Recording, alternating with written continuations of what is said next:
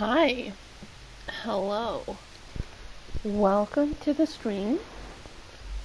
Close that. I was eating, so I'm a little delayed. Um,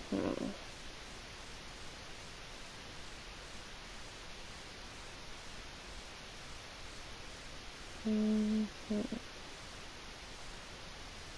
Yeah. Here, there, there, and there, and so that refresh.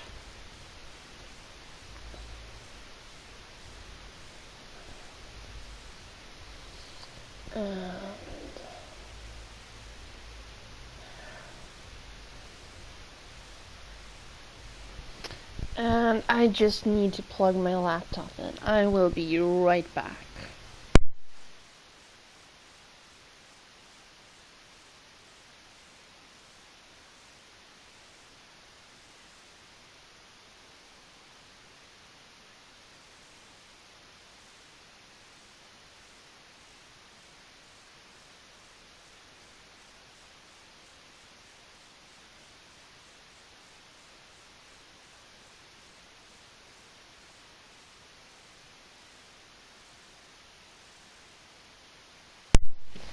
Okay, I think that's it.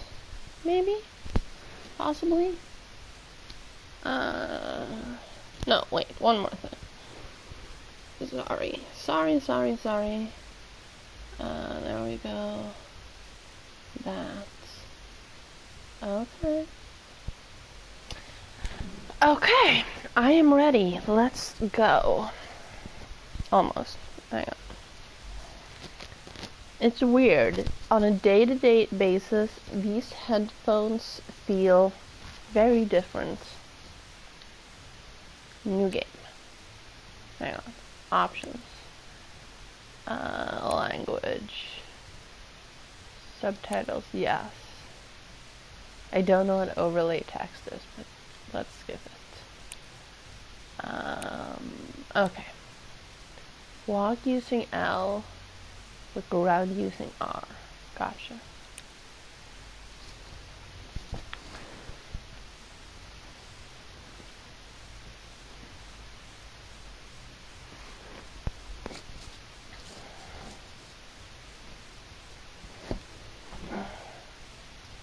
So, happy Monday.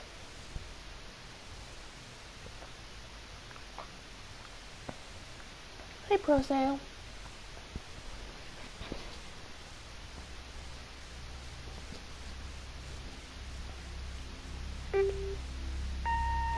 Hi, Mom. So I got my ticket home from Europe. I get back on June 6th, but it's a really late flight because that was the cheapest, so it gets in at midnight. But don't worry, I'll get a shuttle from the airport so you don't have to pick me up. Like, really seriously, you don't have to. Okay, so, love you. See you soon. Bye.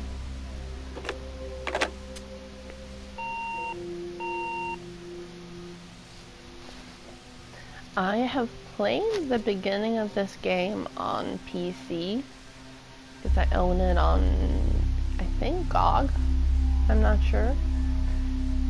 June 17th, 1995, 1:15 a.m. But I didn't get very far. I don't remember why. That is dark. Okay, so my name is Caitlin Greenbrier. This also takes place in Portland. I feel like I've played a lot of games recently that take place in Portland. Although you haven't seen me play Days Gone because that's been off camera, off screen. What are those? Ooh, a Christmas duck. Yes. We need to be carrying a Christmas duck.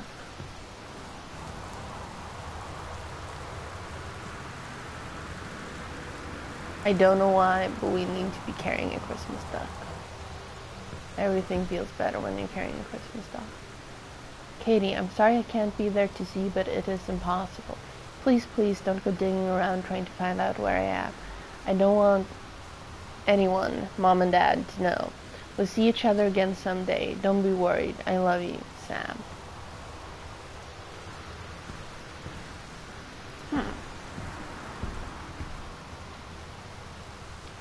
Okay, I guess I cannot carry around the Christmas duck. But I feel better knowing that it's there, keeping an eye on me.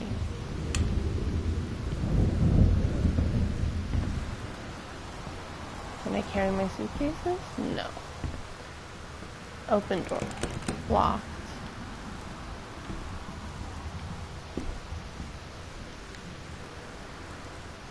No?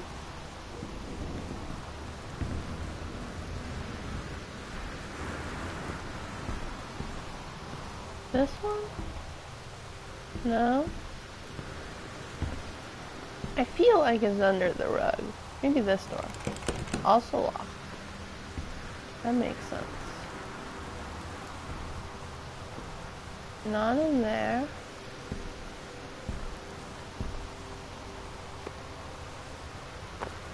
Not under that.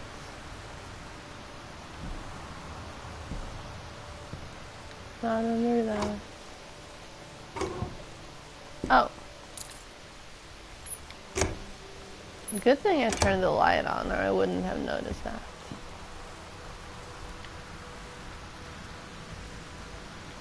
What? Did it not say L2? I could have sworn it said L2.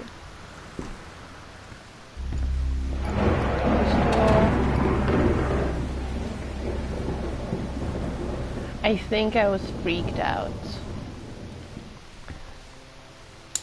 Because I can be a wuss sometimes.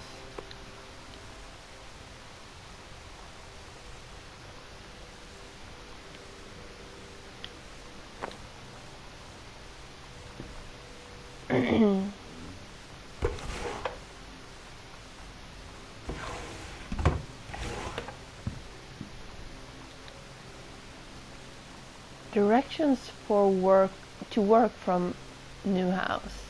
Left on Grub Tree, right on Bullhorn. Exit onto N47N. Right onto 202 East. Entrance on right past Wage Road. Travel time 1 hour 10 minutes. Okay. I wonder whose job that is.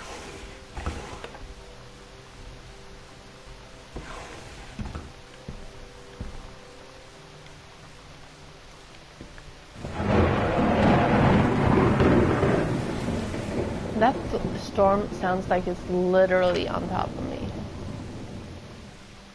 Wellspring Movers.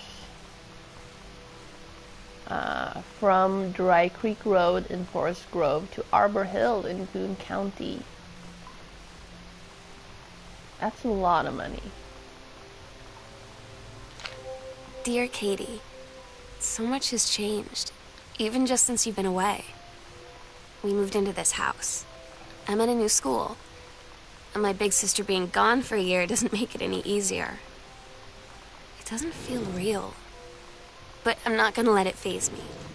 I used to tell you everything, and if I can't do it in person, because you're off gallivanting around who knows where, I'll tell it to this journal, just like I was talking to you.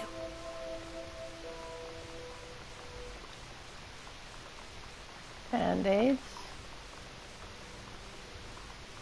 Cleansing powder, no. An interview with Stephen King. Okay. A leaky faucet. Yes, we just made it home and we solved the first puzzle. The house key was under the Christmas duck. And there's a thunderstorm. And Sam, our sister, has sort of run away from home.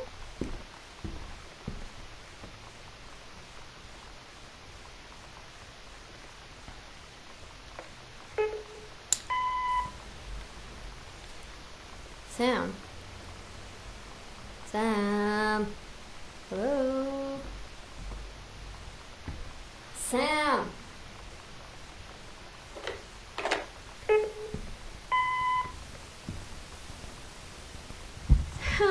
are you? Okay. Really? I need to talk to you. This does not sound good. Please be there.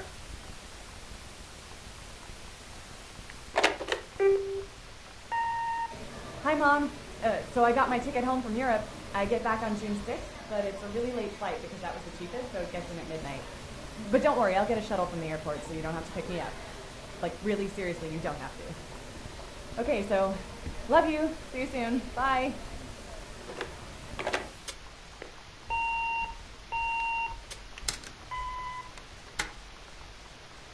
Sam, Daniel from the old neighborhood called. He wants to come see the new house. Call him back.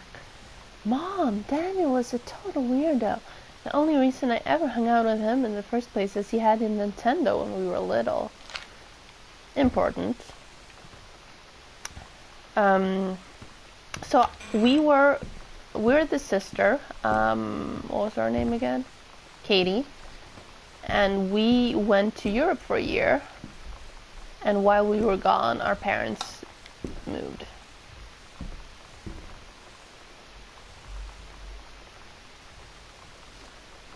And now we're exploring the house. Oh wait, hang on, journals. Oh, items. My passport, my boarding pass, and the house key.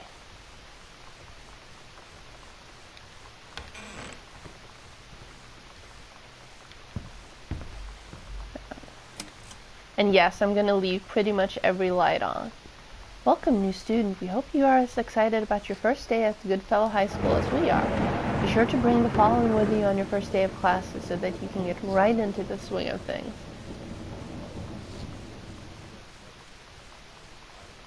I hear talking. Oh my god. You are so lucky you finished high school before we moved into this house. So, it's the first day of school, and there I am, introducing myself to the class, and I say that I just moved into the house on Arbor Hill. All of a sudden, every kid in the room turns and just stares like I suddenly transformed into a mutant. I just stood there, wishing pretty hard for a rewind button. Because now maybe nobody knows my name, but they all know who I am. The Psycho House girl. Great.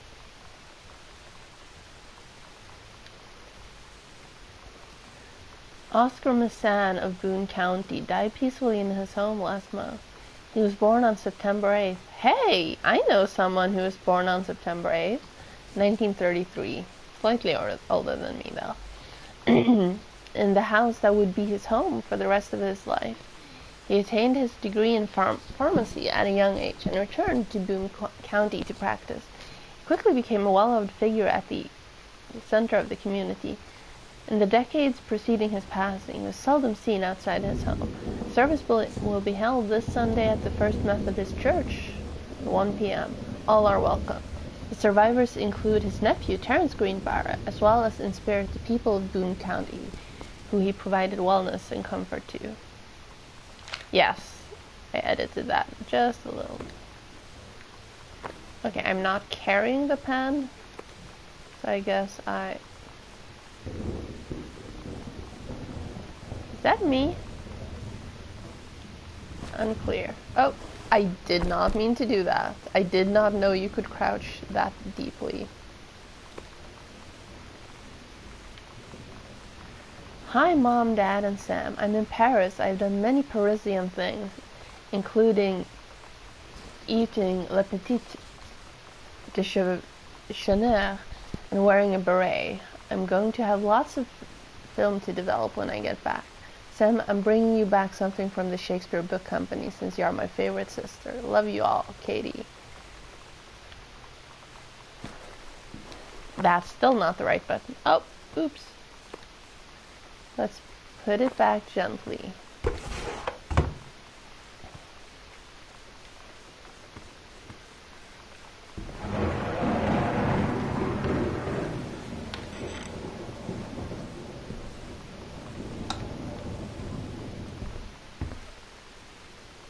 This is not the room where I heard noises from. Wait, could I grab it? Um, do we need to have a talk about this? I feel like that's something you need to talk about.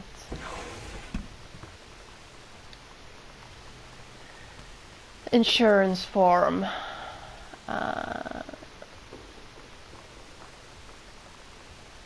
Okay. Not super interested. But yes, I'm gonna be thorough. I have no idea what the game is about other than me just having come home. Light switch. Thank you.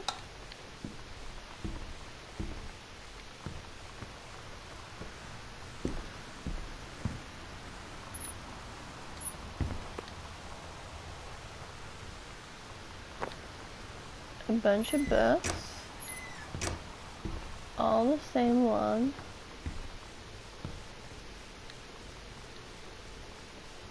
Terrence, dear Terrence, David asked me to write to you regarding the reviews you've been submitting the last few months. Frankly, they're becoming more trouble than there were from an editing standpoint. There's a word limit. It's your job to stay under it, not mine to cut back to it. Even then, it's becoming harder and harder to weed out the tangents and non sequiturs from the usable copy without heavy rewrite. The readers of home theater aficionado want to hear about the quality and value of the hardware, not ruminations on your childhood. If it were up to me, I wouldn't be writing this letter. I'd just be cutting you loose. There's tons of guys half your age who would just take half your rate to write stuff I could actually use.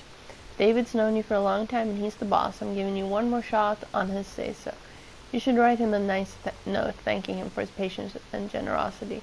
Look through your old stuff and start submitting reviews like that again. Then everyone will be happy. Brent. 0451. I'm sure we're gonna need that soon. I'm sure there's a safe somewhere.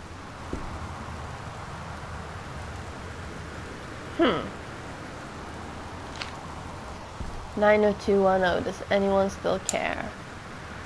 No. Although it was 1995, so probably, I think I was still watching 90210 back then. What did I say? 0451?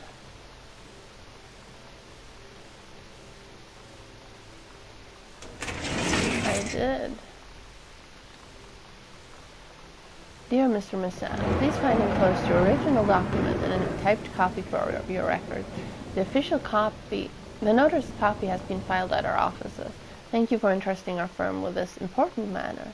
Sincerely, Jeffrey Weiss. Oh wait, there were more pages. Blah blah blah, last will and testament. No outstanding debts, blah blah blah. Leave everything to my nephew. Blah blah blah, 1973.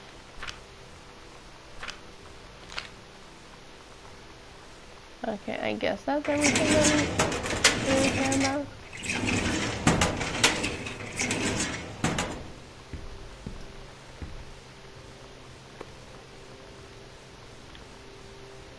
The killing of JFK, a theory. You've seen the movie. Discover the truth. Okay.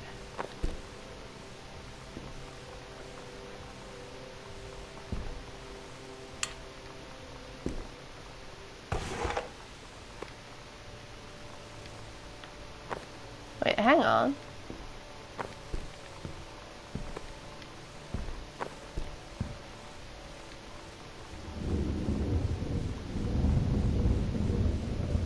Wait, we sent it to our old ad. Oh, no, wait.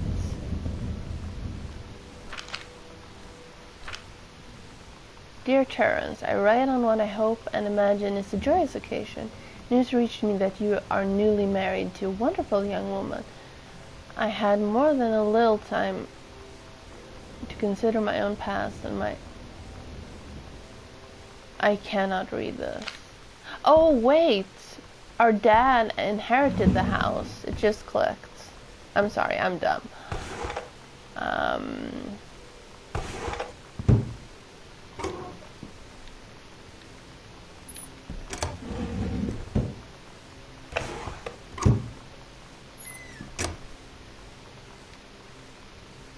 John Russell opened his eyes and saw them, the stars, twinkling as if he were lying on the grass in his family yard in Massachusetts, even though the place was a million miles away. No, he blinked the sleep from his eyes, looking through the carbon-reinforced safety glass of the space station Archimedes. Yes, he was a long way from home, but the future needed him.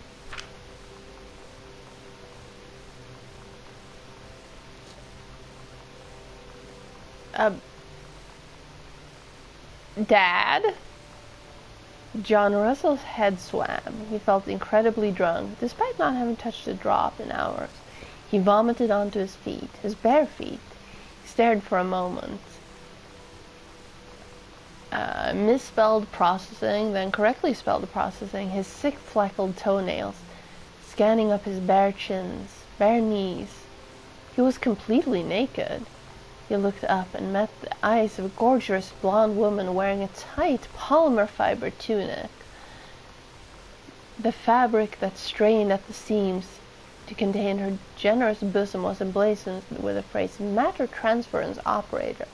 Wouldn't he passed out? Misspelled then. Yes.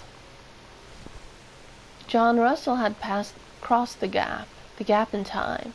Only messages has passed before, but now a man.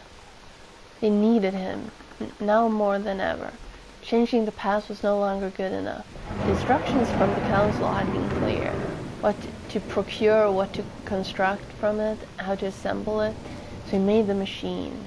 How to transport him bodily across time. And now he stood there, on the bridge of the starship Archimedes, command of the vessel, because only he, who had saved the president's life twice before, could helm the naive crew to their destiny, the fate of the galaxy. God, he's a terrible speller. No wonder he drinks.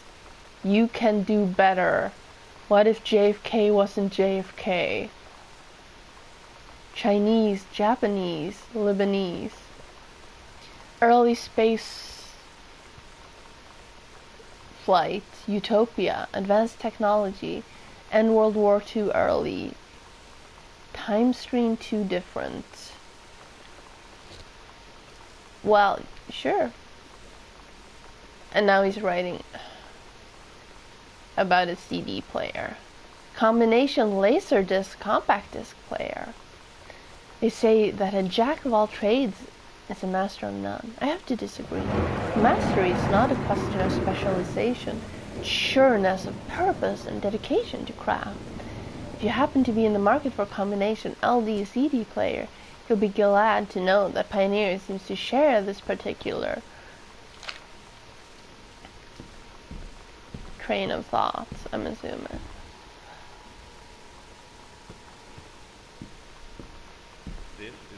There's whatever's making noise.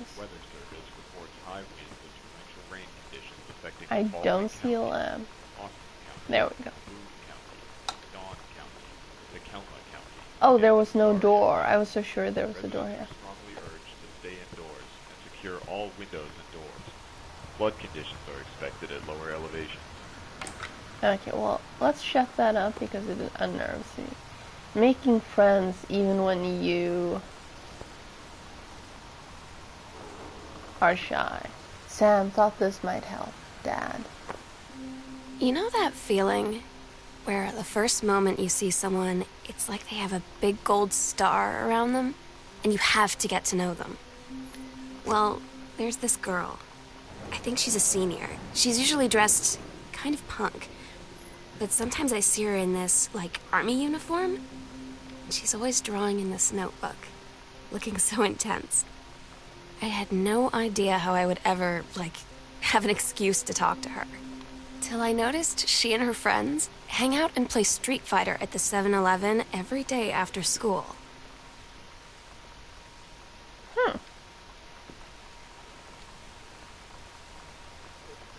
The Heaven at the Edge of the World. Samantha Greenbrier, Grade 2. Story The Turtle People, Part 1. Captain Allegra looked off at the ocean. It went on forever, or so it seemed. Someday she would find the edge and get to the paradise there. Then she heard a cannon fire. Boom! Sorry, it was the black pirate ship. She yelled, "I thought we lost him at Horse Island!" The first mate said, "Looks like you thought too soon." The black ship came up along the side. Captain Black himself came out on the deck of the black ship. He yelled to Captain Allegra, "You're never gonna find the edge! There ain't no paradise, and your father was a liar!" Captain Allegra yelled back, "Then why do you keep following us, you imbecile?" The first mate yelled out, "We'll stop you, Captain Black! We'll find the edge of the world, and you'll see our father was no liar!" The battle kept going until Captain Allegra's ship got away. "Now west," she said, and the ship sailed towards the sunset. I mean, I would have been just a tad older than these girls. I started high school in 98. No, a tad younger, I mean. So, the VCR is missing. I didn't want to say it earlier because there was a cutscene thing. But the VCR is missing. What's this? Ooh! Pioneer's CLDD 703 unit with remote and cables. Ah, so that's why the VCR is missing.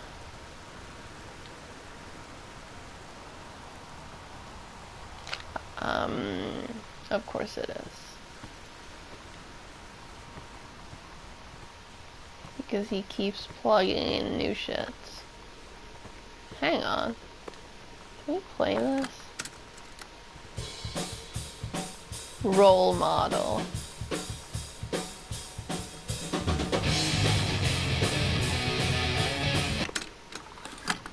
Okay. I don't want to get a copyright claim. Oh, wait. Hang on. Hey, are you the... What? The new girl, Sam. I'm Tommy. I'm at the back behind you. Wave if you get this and right back. Hi, Tommy. Yes, I'm Samantha, and yes, I'm new. What's up?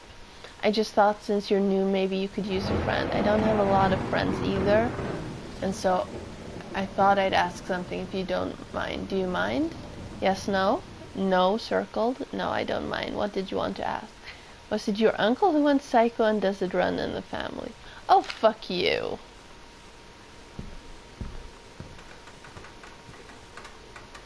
Grab bunch of coupons. Examine pamphlets. There are no drawers here. There's a light switch. Turn this on. That needs a new bulb.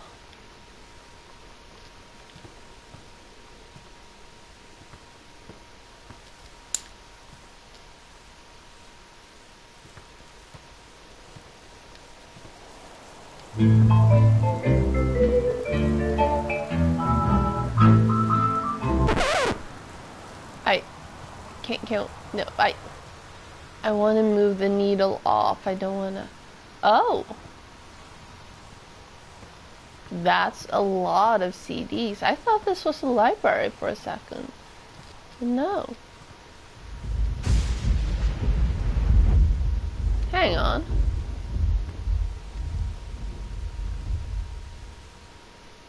Dear Mr. Greenbrier, I write to inform you that unfortunately Mercury Books will be unable to publish a follow-up to The Accidental Pariah.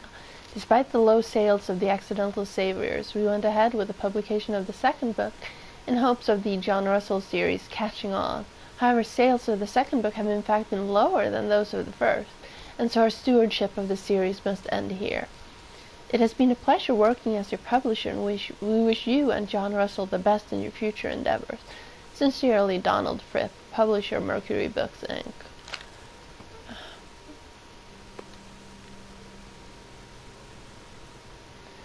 A message from our future saved the President's life once. But within the next 24 hours there will be another attempt and the lines of communication are down. 2 good reviews, at least.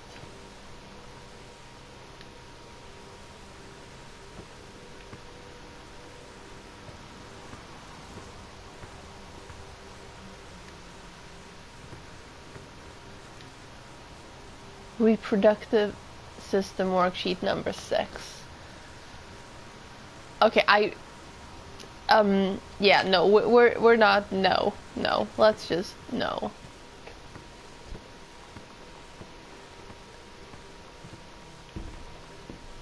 I mean, there's a line on the things I'm willing to say on stream. Why do they have empty chest of drawers everywhere? Hi Lonnies, if you wanted to come over to my house still this afternoon, that would be cool. I can drive. It's kind of far, but I can drive you home too, so hopefully that's fine. Write back and leave this in my locker if you still want to, and we can meet in the parking lot after 6 period. Samantha, yeah, I'm totally in. See you there. Then I'm gonna kick your incorrect but get ready, Lon. So you know what they say about the best laid plans of mice and men? Yeah, turns out it applies to Street Fighter too. At least I worked up the courage to walk into the 7-Eleven and ask for a turn, but all that practice at home did not exactly translate in the wild. So after I was finished getting my butt kicked, I followed them outside while they smoked.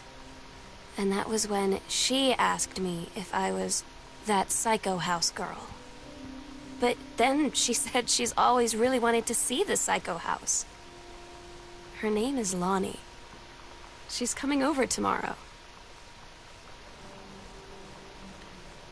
Katie, please tell Mom and Dad sorry about the stuff that's missing. Sam.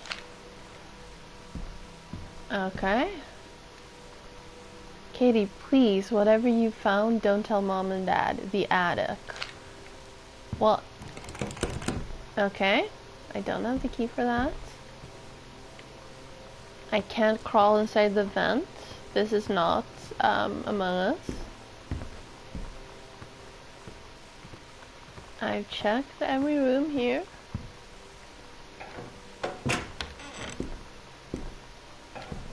More or less.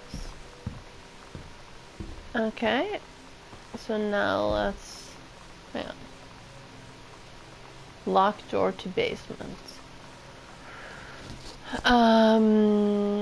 Yep, I've checked every door. So now let's take this side of the house. I'm not sure. This is unclear.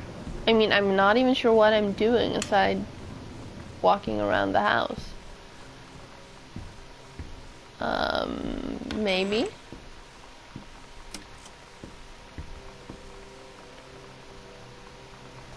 Mom is a senior conversationist? I don't know why I have trouble with such long words some days.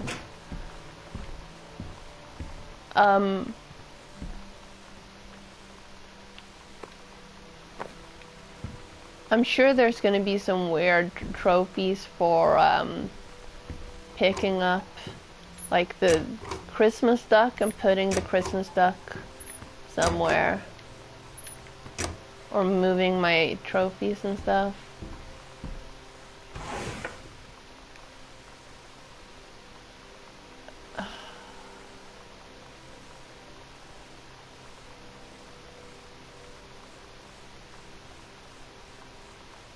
I can't tell what that says.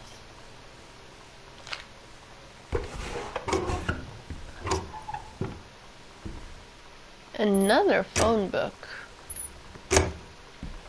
Who means multiple phone books? Huh?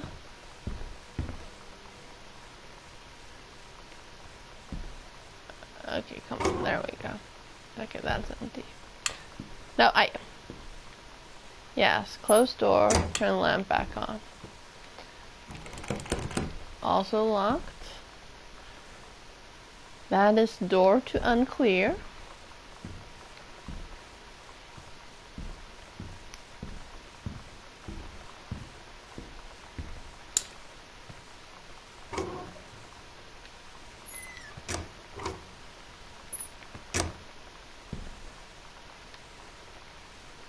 Controlled burn.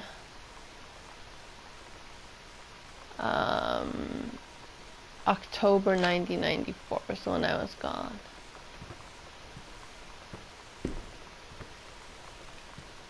There's the light switch. Personal calendar. Monday, couples bruising. I cannot tell what that says. Wednesday, cooking class. Take apron. Friday, ballroom dancing. Couples bowling.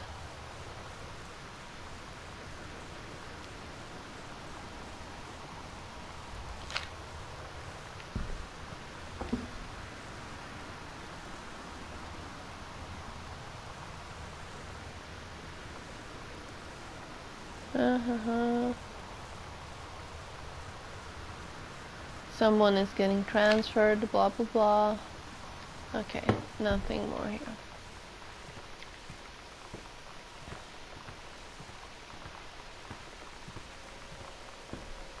I have a feeling this is my sister's room.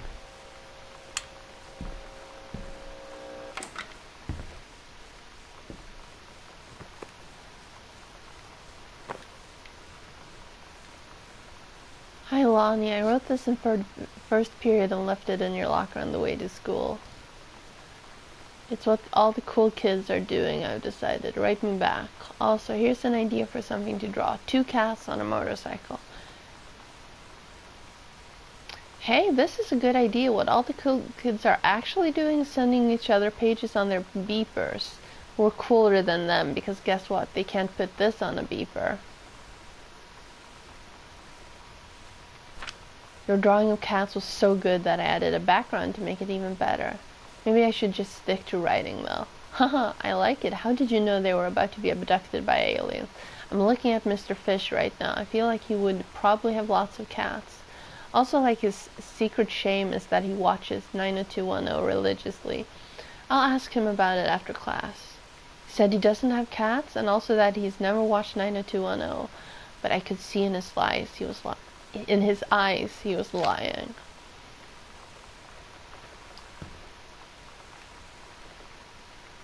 A brochure for summer school. Creative writing program. Dirty plate. If I could find the kitchen, I'd put it in there.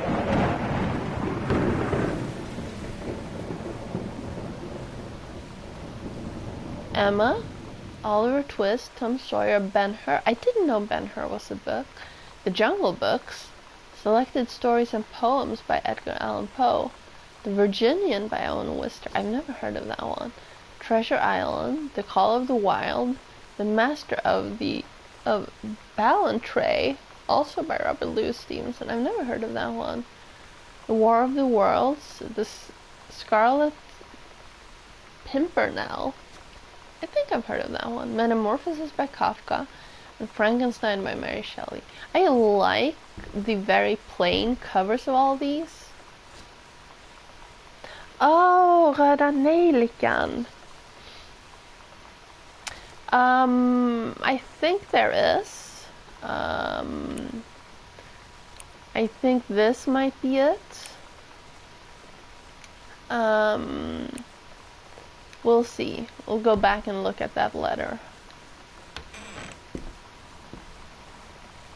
Oh, she has 2 bedroom doors.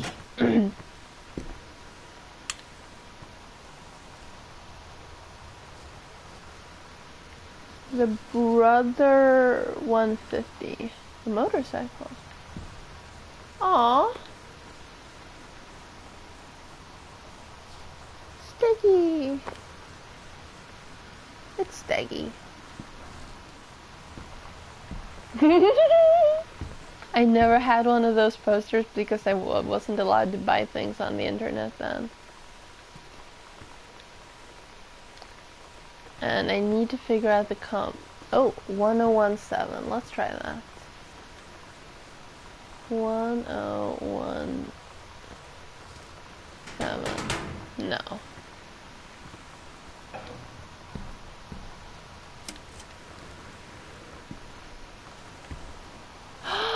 my god! I love it! I need it! It's a puffin! It's a Hawaii puffin!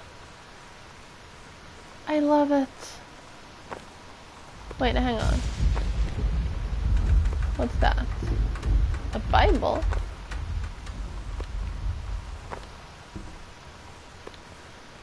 Mitten. And our old home address.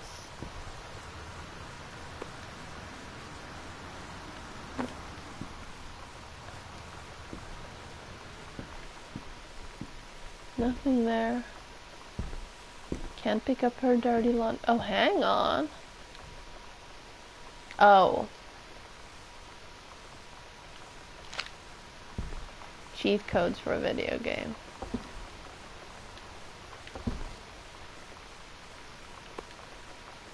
These look like almost like the Japanese SNES codes. Games, I mean. I'm a little distracted. Oh, I love it.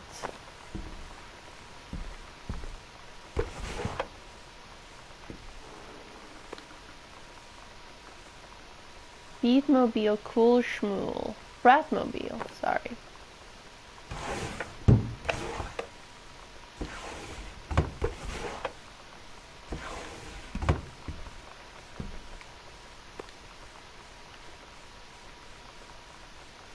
Okay, I can't examine it, fine. Oh wait, there's a light on here.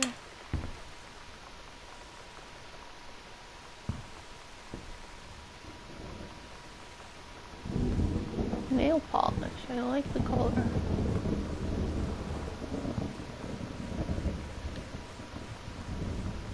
Aww. That's right. This was just after Kurt Cobain killed himself. Or whatever happened. I don't subscribe to conspiracy theories. But, you know. So, here's what bugs me. She took the console with her, but she didn't take any games. I mean, she might have had more games, but she didn't take the cables. That would have been so hard finding the correct cables again.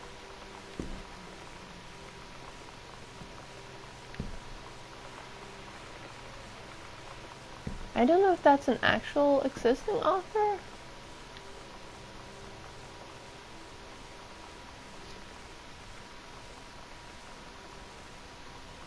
Oh. Lonnie is actually called Yolanda.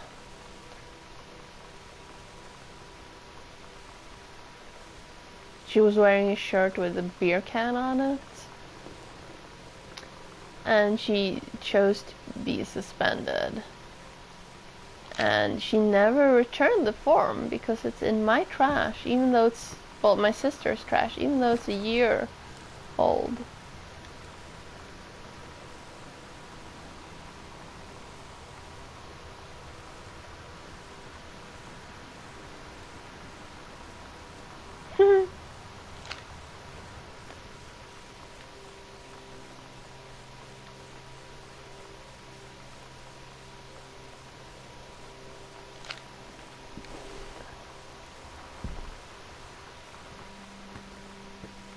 Okay, let's keep going. There was nothing in here, right?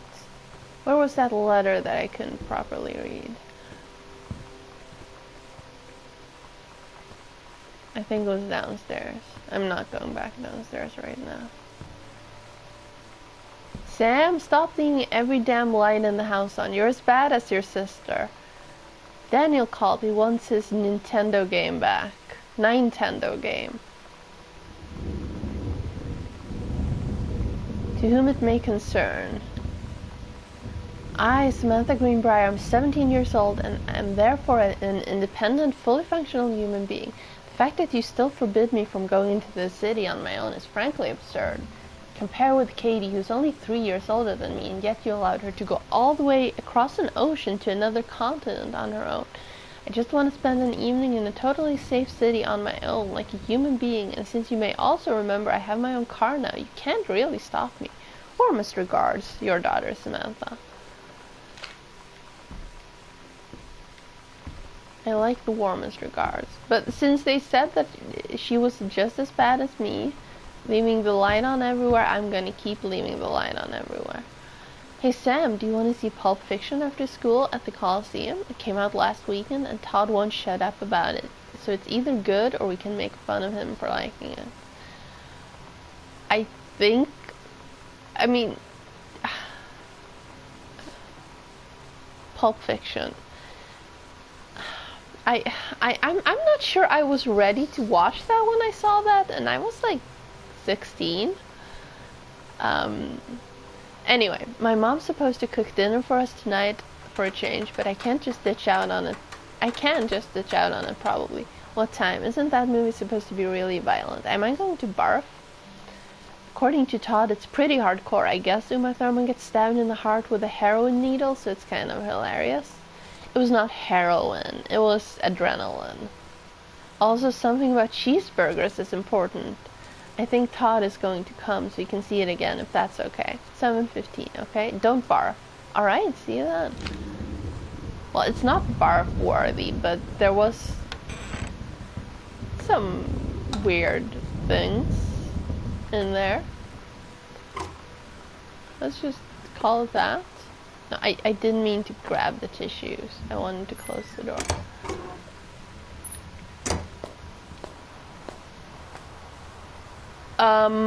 Oh, it's hair color. Semi-permanent red right hand. I bet that's a, Lonnie brought her Nikkei hair dye over reference. today. She said, I need to fix these roots. Think you could help? Dyeing hair is weirdly intimate. I don't know if I've touched someone else's scalp before. It's pretty intimate, right? It felt intimate. We looked in the mirror together after, and I expected her to say something about how it looked crappy, or good, or whatever. But that's when she said, "You're so beautiful." And she was looking at me. Right in that moment, I wanted to say something, but I waited. And the moment was gone.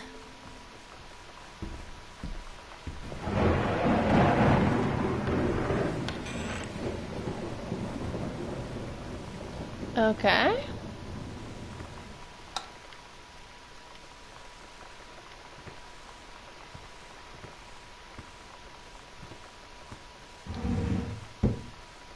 So either our parents are very messy, or this is some of the things she mentioned that was gonna be messy.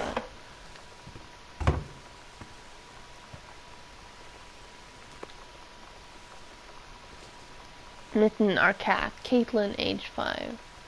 So that would be me. I'm actually Caitlin, but I go by Katie.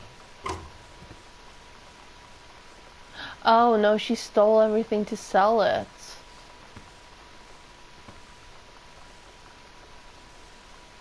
I just realized that. That's why they're all gone.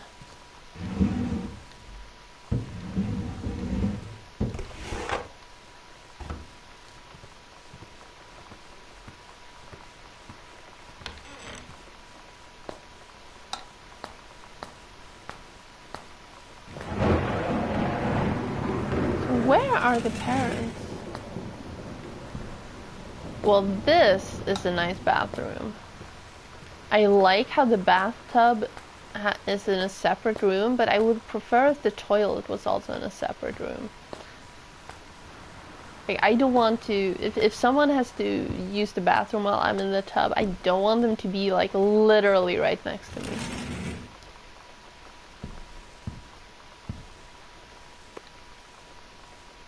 Watercolor techniques for florals and still lifes. There are windows everywhere.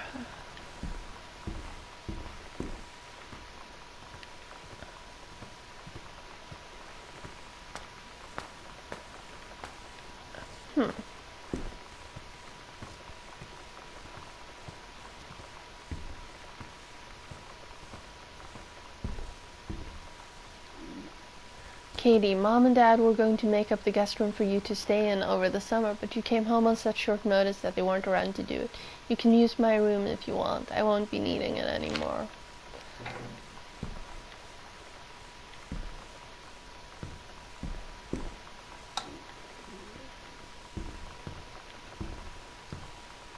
I hate this wallpaper. Yes, I'm very judgy still. Hey, Sam, you were asking what my JROTC ribbons meant. Here's a handy guide. Orienteering, this means the Army thinks I can find my way around. Rifle team, the Army has branded me as a certified killing machine. Adventure training, I'm a born adventurous and no borders can hold me. The Army recognizes this. So if you didn't think I was cool before, now you do.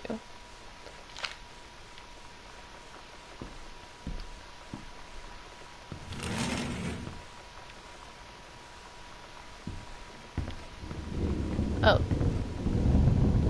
Those were bookshelves, not cupboards.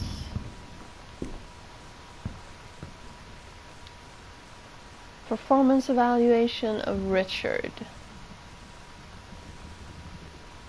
Ranger Patermack has been indispensable during the course of the prescribed burn preparation and execution. I believe his expertise and dedication has been the deciding factor in the success of a very complex and challenging conservation effort. In the contribution of the Flintlock Forest staff, in the opinion of the Flintlock Forest staff, Rick's contributions to the daily operations have become essential to the outfit's continuing success. To this end, I will be formally submitting paperwork requesting his permanent reassignment to this facility. Mom.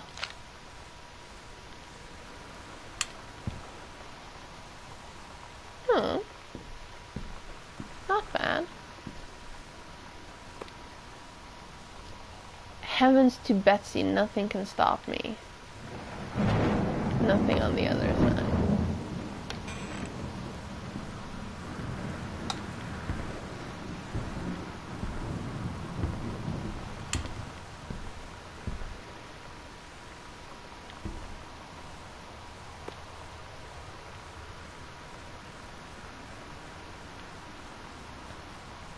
Oh. Don't look here.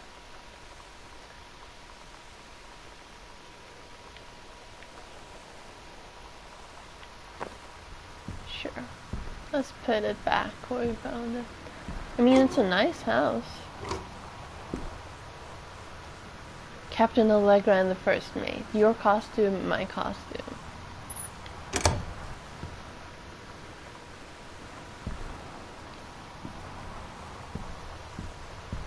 I still need at least one key.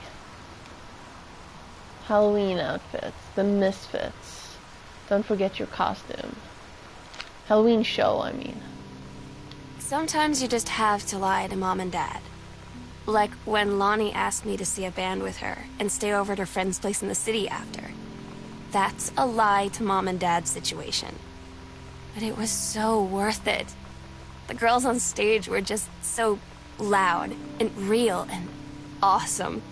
And everybody was moving together like one huge tide of sound.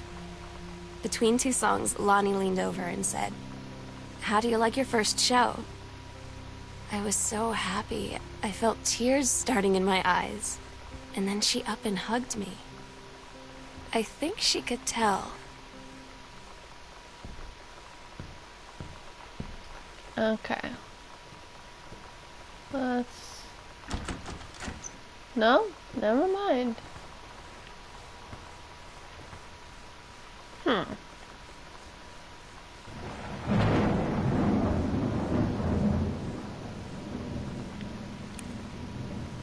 There are 2 locked doors. Why would you even lock the kitchen door?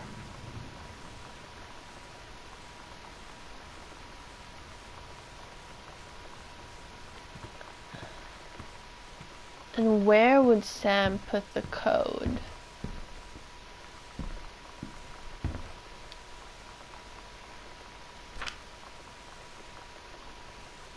A tall shadow in the upstairs hall. When I rounded the corner, no one was there. How tall was Uncle Oscar? Note, I was not wearing my glasses. September 3rd, 1994. Faint voice coming from the bottom of the stairs. Said hello. Did not investigate. Was probably the furnace. September 9th, 1994. Poured milk from carton in the fridge. It was spoiled. Pretty sure I read that spirits can sour milk. Milk was just bought yesterday. Ooh, moo, also ghost milk. October 9th, 1994. Lonnie says she feels presence in the TV room. I suddenly begin to feel cold. We build a protective pillow fort. October 22nd, 1994. Lonnie and I employ Ouija board as a medium. Disturbing messages are conveyed from the other side. Oscar definitely here. October 28th, 1994. Enlisted Lonnie to stay up all night and help patrol premises, recording any signs of otherworldly presence. Lonnie reported many sightings, but all remained unconfirmed. Possible ectoplasm in attic is probably due to a leaky roof. Sample taken just in case. Despite our best efforts, we both fell asleep around 4 a.m. All in all, a successful night. Okay.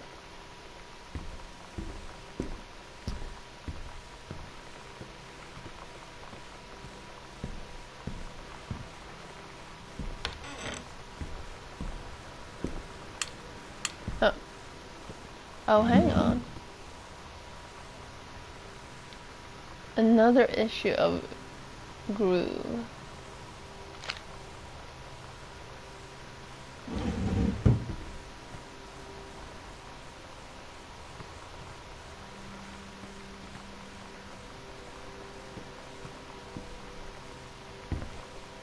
Do you see any keys in here? Or anything that could be the code? What does this say? 1888. That's a little too easy to be the code, I feel like. Hang on, did I read this? Captain Allegra, still in her flowing skirt and sturdy jerkin, descended the single shining thread into... what? Into the lower cavern of the labyrinth. She and the first mate, on their own now, grew closer to their goal, the throne room of the dead immortal king of the island. The first mate slid down the line onto the stone floor. She swept chalky bone dust from the front of her canvas trousers and looked up at Allegra. The silken thread, nigh unbreakable thanks to the enchanted moths that inhabited the island, trailed behind, leading their way back to the entrance. From further into the labyrinth, a moaning began to echo. The moaning grew louder and clearer. The king's cursed voice. The hairs on Captain Allegra's arms stood on end. She looked back at the first mate, whose eyes remained locked on the blackness of the passage for a moment too long before noticing the captain's gaze. First mate nodded silently ahead. The great basin of the dead king's throne room lay below. Skeletal in rotted robes, the king was hunched over a blue orb topping his royal scepter. His royal scepter, huh? I know what you're talking about. As he sang, wailing souls flowed in one by one through the cracks in the cave walls, pulled into the orb, causing it to glow brighter and brighter. Behind the king, a long staircase hewn from the rock led down into the chamber of its passage at the top. Allegra said, "We have the advantage in numbers. I will draw his attention, and then you..." But the first mate interrupted. "No, I'm smaller and quicker, and you know of dealing with mystical energies like this. I will circle to the other side and get the king's attention, then lead him on a merry chase." She held up the silk line, all traced by this invisible thread, of course. Invincible thread, sorry. Allegra said, "It's a good plan, but perhaps we should go together." The first mate shook her head. "You know this is our best chance. Don't be afraid for me." They grasped hands and exchanged 3 tight squeezes, their palms growing warm. The first mate tied the shining thread to the belt of her trousers, gave a quick salute and a wink, and dashed off. Allegra waited, staring vigilantly across the top of the stairs, where the first mate was soon to appear. The king continued his, "Wait, no, no!" The singing stopped. The king turned and began walking up the stairs. Allegra wanted to call out, to do anything to stop the first mate from running headfirst into danger. The king was nearly at the top of the stairs when the first mate burst through the passageway.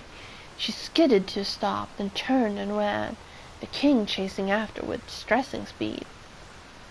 From some dank passage much too far away, Allegra heard the first mate scream. The line in Allegra's hand went taut, then shuddered. It fell slack to the stone floor. Allegra ran, following the line, and came to its end. The unbreakable thread dangled limply, its end frayed in her hand. She tossed it to the ground and ran.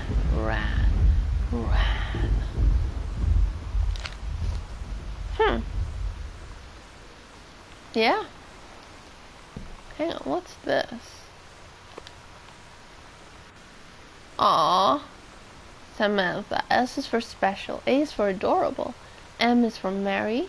A is for affectionate. N is for nice. T is for thoughtful. H is for honest. A is for admirable.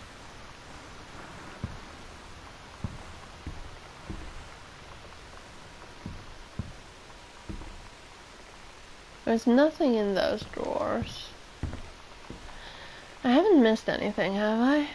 No, I've been everywhere.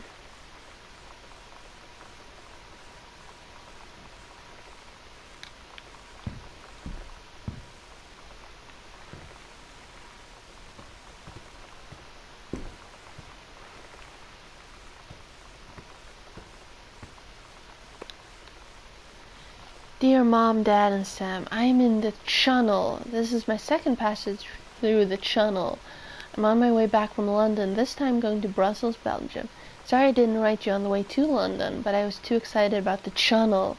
London was great. Dad, I know you've always wanted to visit, and I really think you should.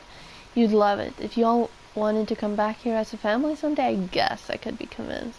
Love you all, Katie.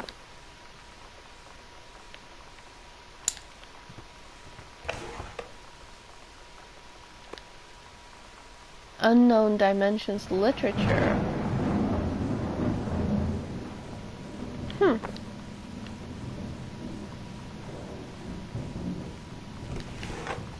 I guess Dad is looking for alternate publishers.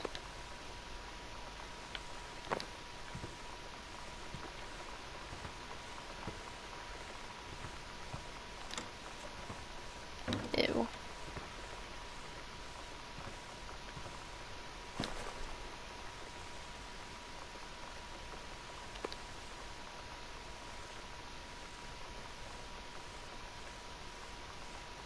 Take your time. I'm glad to have it in good hands. Rick.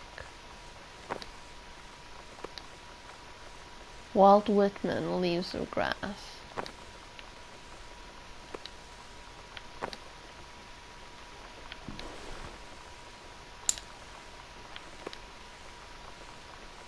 Very cute. Dear Jan, oh honey, let me tell you, I understand how you feel.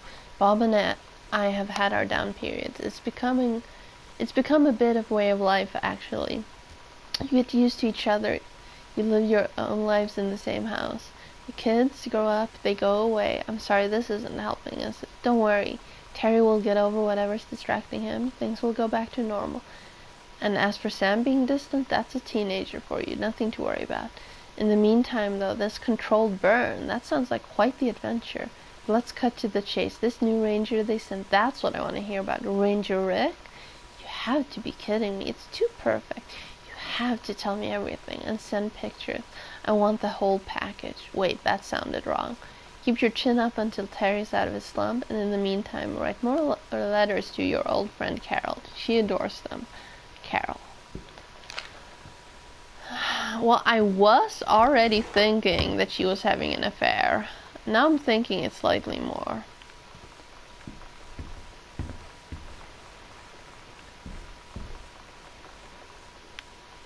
Hang on, what's that? Escape from Ghost Lodge. Circle is usually back, which is why I keep crouching, in case that wasn't already clear. Okay, these don't open. I don't really need a hairbrush.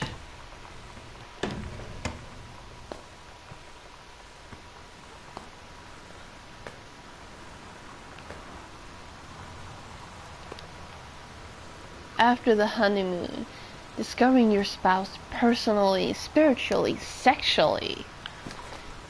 Yeah, ew. I agree, ew. In case you didn't notice, the cursor says ew.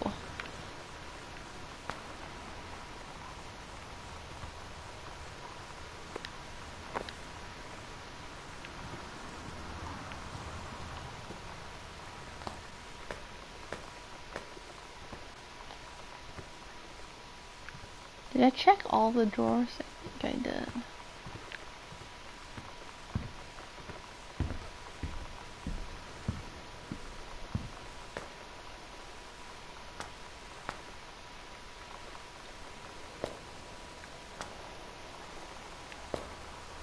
And I investigated the hair dye.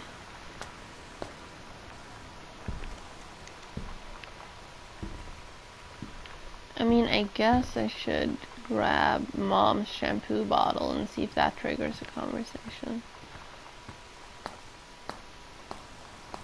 Just in case. No.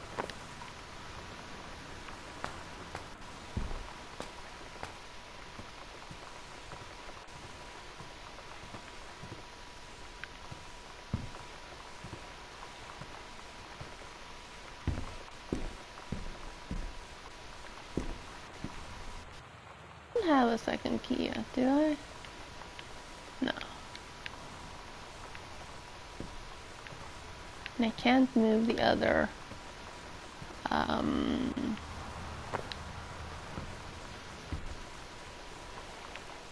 pillows is the word I was looking for.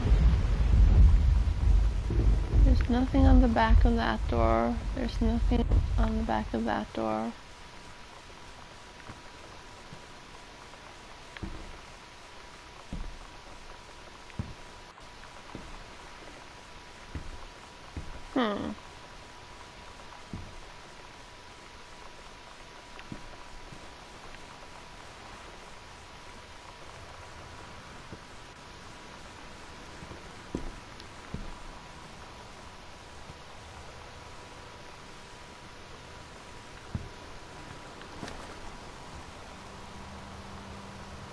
There's nothing else under the bed. Nothing in the bed. Okay, let's go back downstairs, I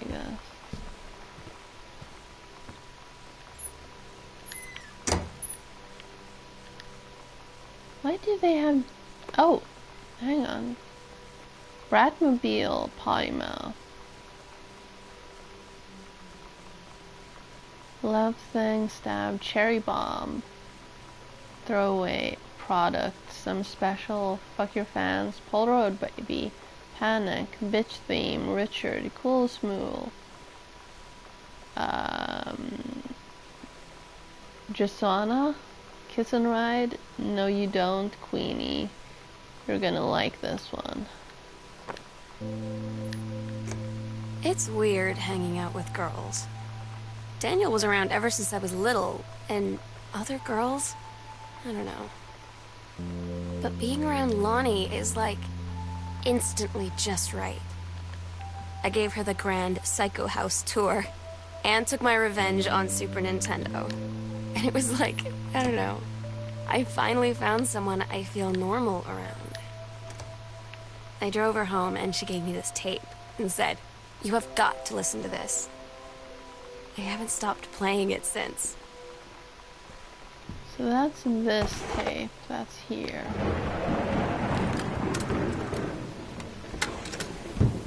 We're so cool, yeah, yeah.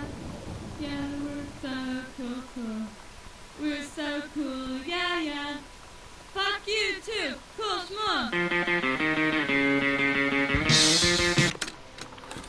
Okay. Let's go and investigate the other tape back here once more, in case it pops the dialogue now.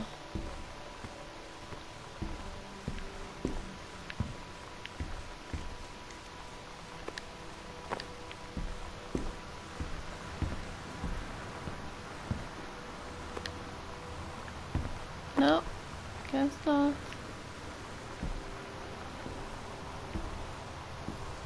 But I didn't check here. Nope. Never mind, nothing to see. Did I open this one? Oh wait, hang on.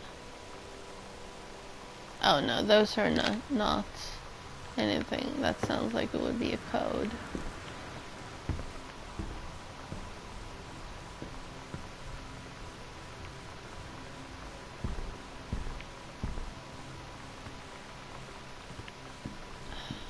Just in case, let's listen to the tape. See if it triggers something.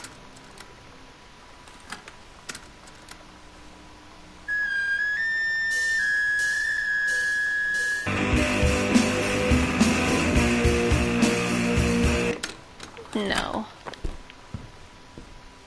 I'm sorry, but no. No, we're not doing that. I'm too old for that kind of music, I guess. That's also just a that.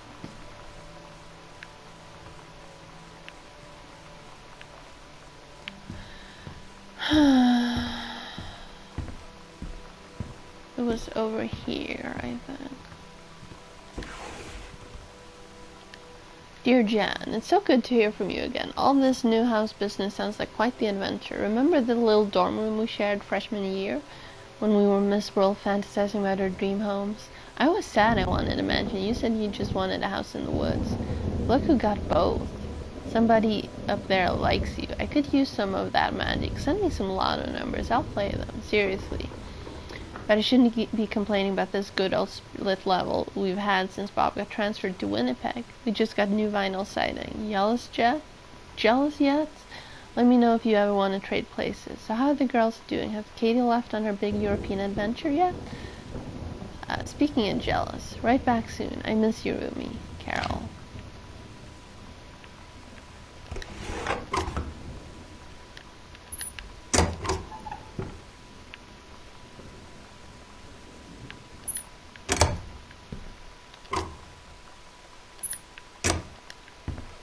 I still think... No, never mind.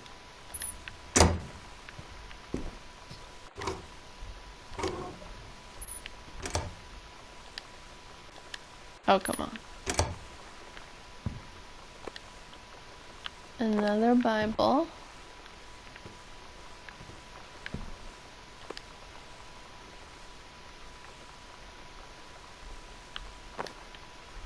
Relay race.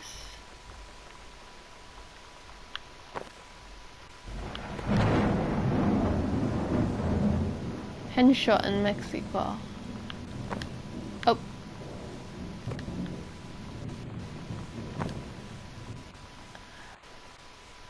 What is that? The Tomes of Youth by Toms.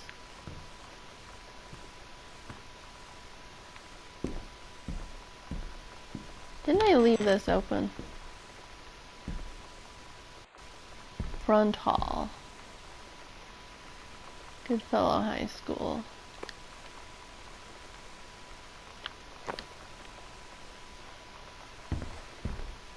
Oh, hang on. Have a doggone cool 17th birthday. Happy birthday, Sam, Uncle Harvey. Well, that's cute.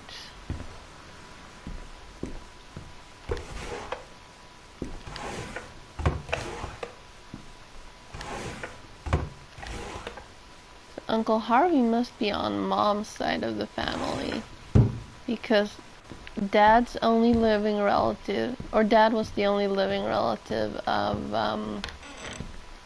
the Psycho Man.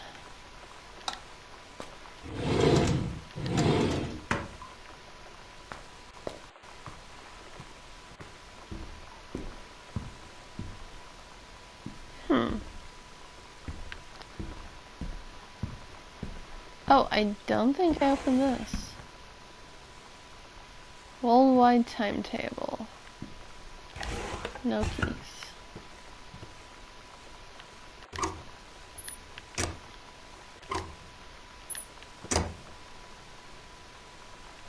I wonder if it was Lonnie on the answering machine.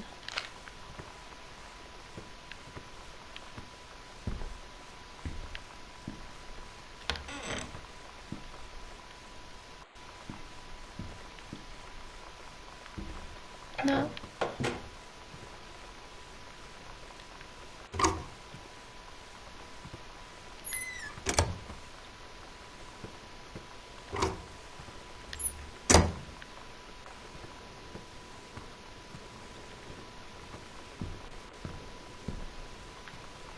Hmm.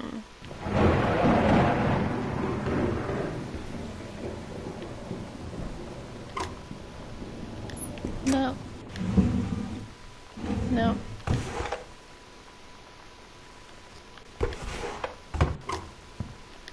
No.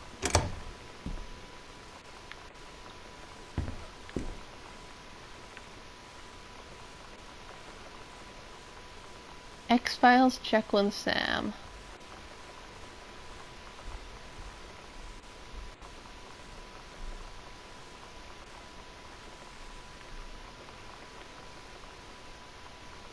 Sent back in time to Dallas 1963 again. Isn't that what that show Stephen King wrote that became? I feel like it is.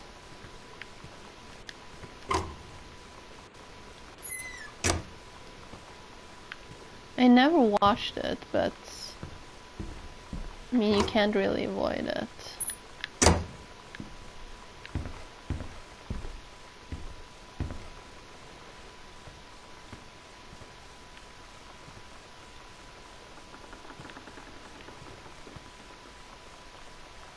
Bishop Gray.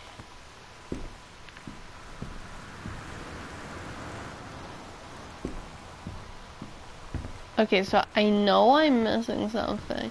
If you have any ideas, but not spoilers, feel free to tell me. Dad's second book. A few more copies. I figured that was what it was.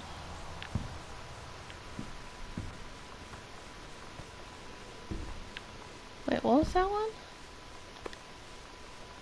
A Stranger Under My Roof.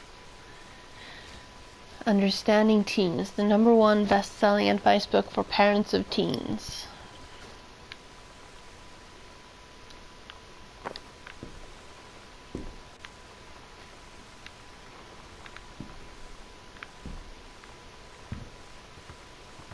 Huh.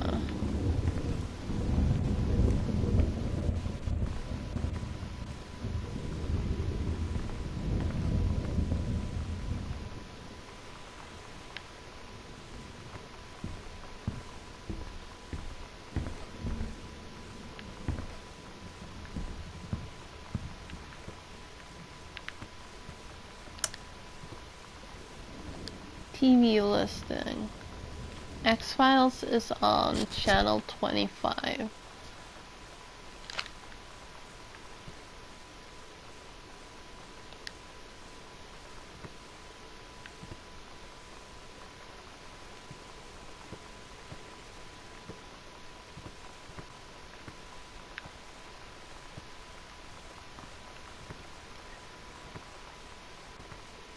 Hang on, what's this? Hey man, how have you been? I know you're a published author and everything now, but my editor at Hi-Fi Aficionado has too much review work to go around. He's looking for another freelancer. Naturally, I thought of you. You were saying in your last letter how much of a pain it's been trying to find a publisher for your latest work of fiction, and writing stereo reviews is dead simple. Sit at home with a glass of scotch, listen to some records, and write up how it sounds, and then get paid. I've included some issues of the mag to use as examples. If you're interested, send some writing samples to my editor. Tell him your old college chum Mike sent you. Here's the address. Do it, Mike. Okay, the first book.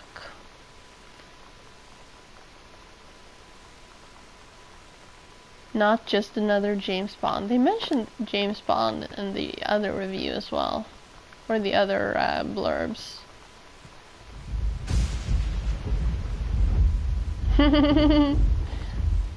I mean, I bet they pulled some old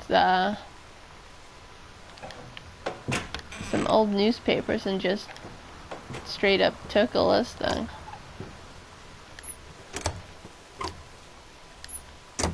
I think that's something you're allowed to do in with copyrighted, even though it's borderline copyrighted. Can I light the candles? No? Oh, never mind, there are no matches left.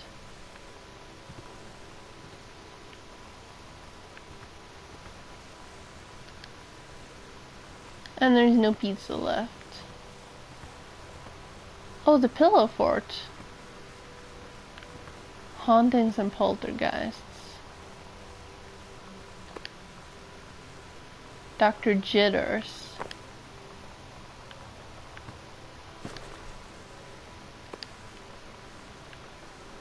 Leonard O'Rourke. Find out the truth behind stories that were familiar even to our pagan ancestors. Discover how to tell a hoax from a genuine haunting. How to categorize and understand strange phenomena you may encounter. Learn about the unhappy spirits that share the earth with us and what they can teach us about our connection with the natural world. This was empty, right? It was not. Bratmobile button. Is that a checkbook? It looks like a checkbook. Why would you put that in the TV coffee table? TV room coffee table. Did I open this?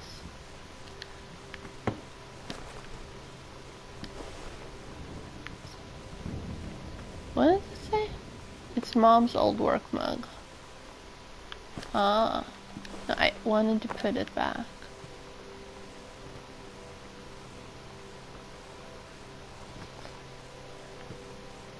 And there was nothing in that trash can.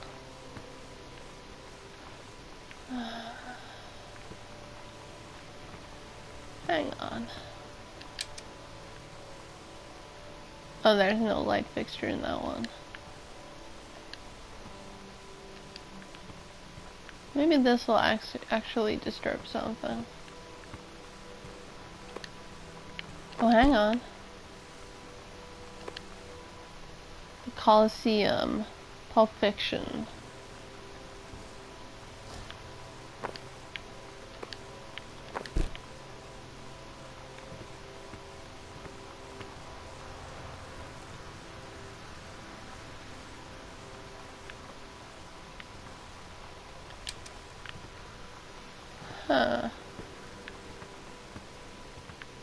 I mean, I am expecting more out of this game at some point. I'm just having a little bit of a hard time finding it.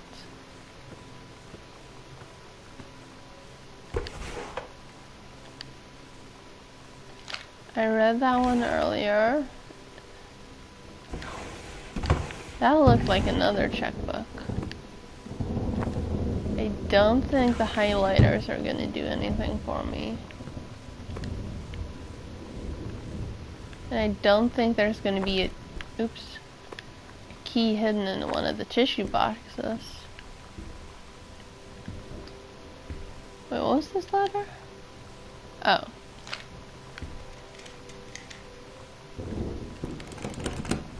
Still locked.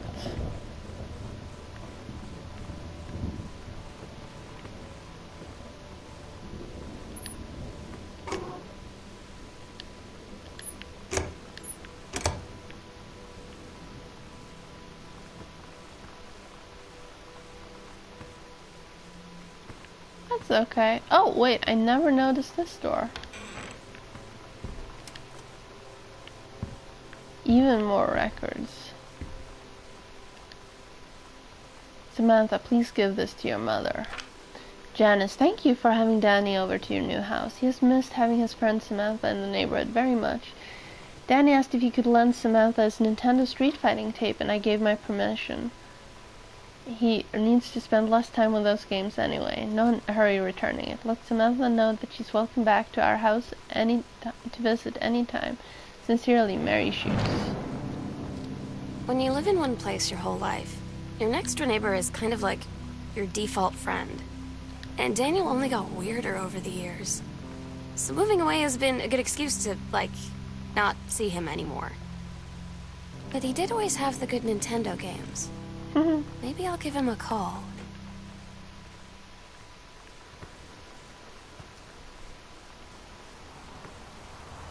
Is this open? Does not.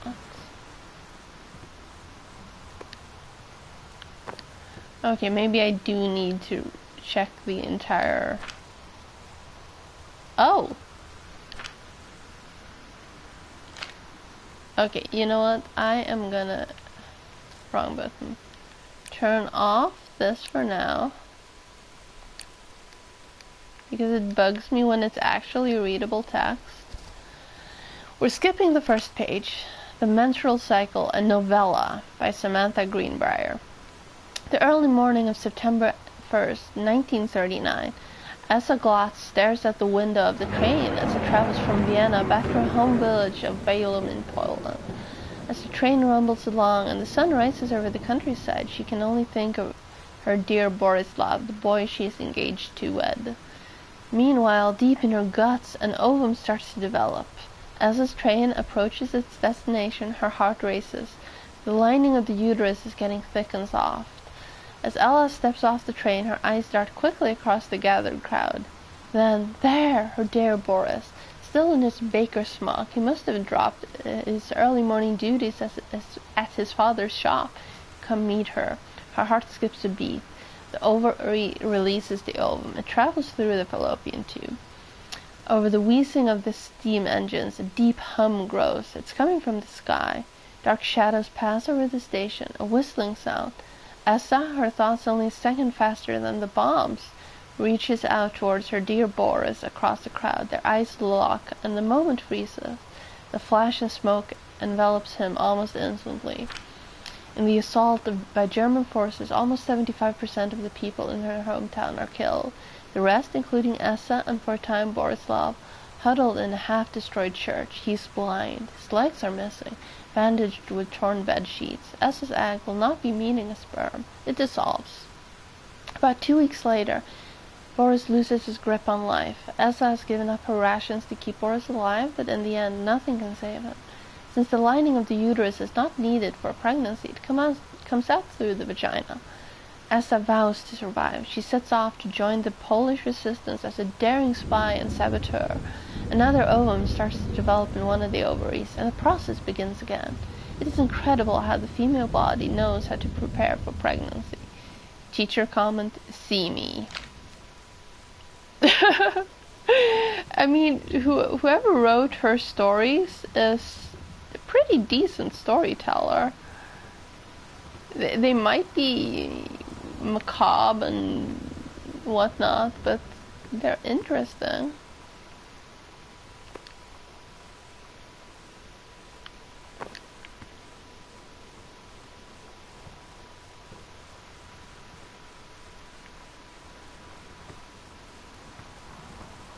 We can't really interact with that. Okay.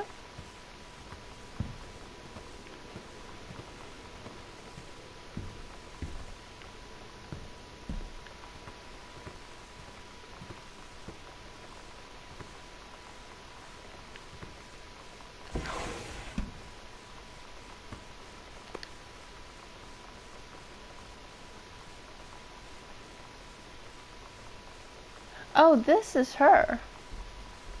DeSoto. This is Lonnie.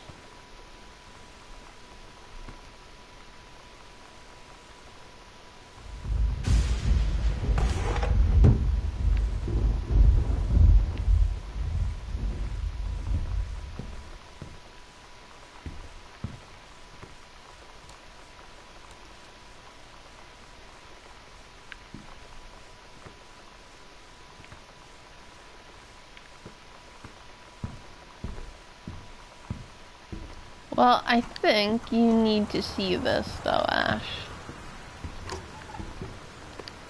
The Christmas duck.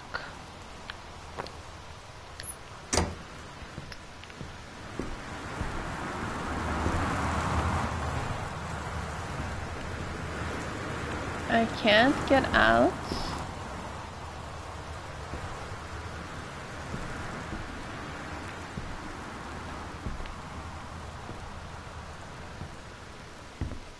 There's not really anything else to interact with here, other than the letter from my sister.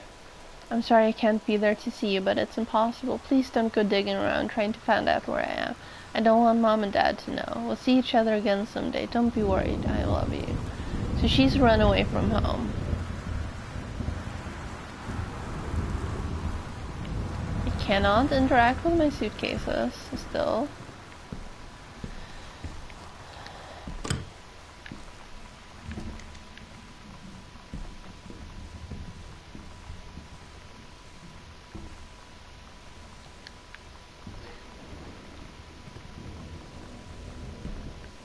And I don't understand why this door would be locked.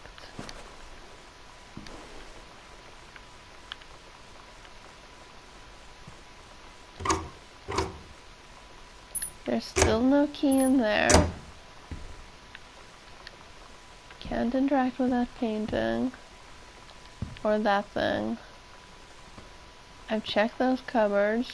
Checked that bookcase.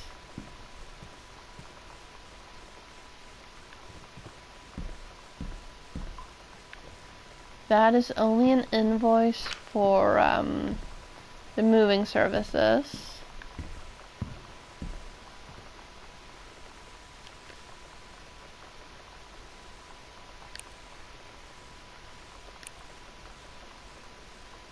So the purple room is the room that I'm in. Those two doors are locked.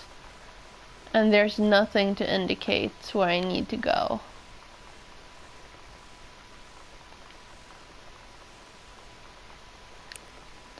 What rooms are unfinished.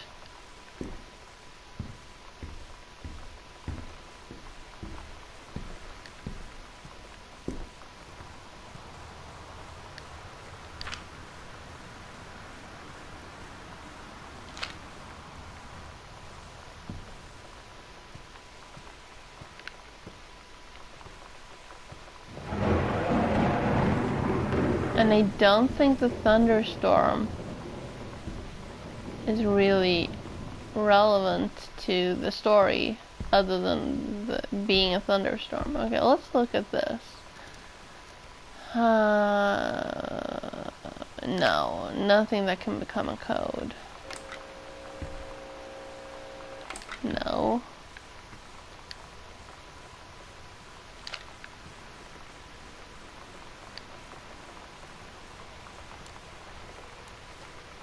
Is there a code in this? Because if there is, I don't see it.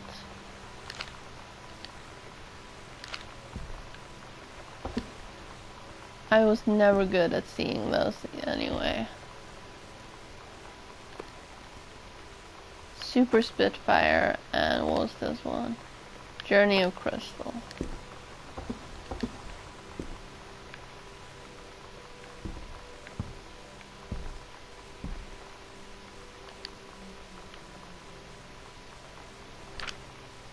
Nothing here that could be a code.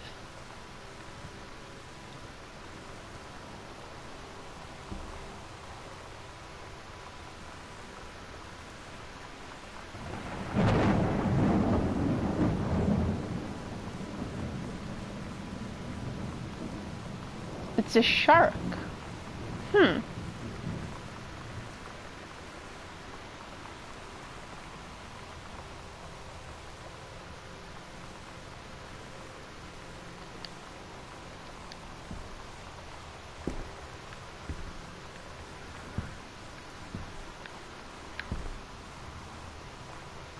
Oh, hang on. Oh!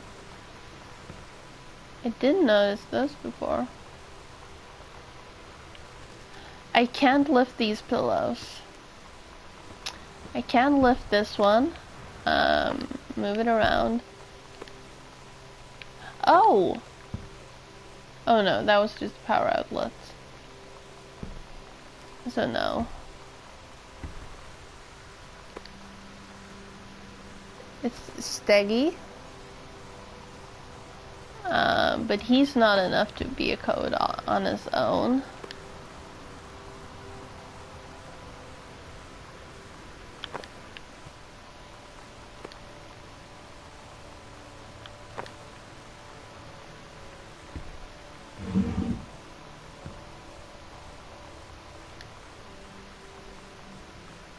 There's not really anything in the groove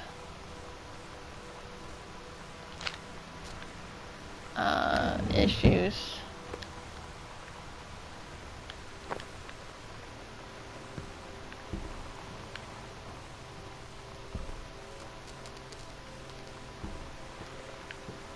Let's try this.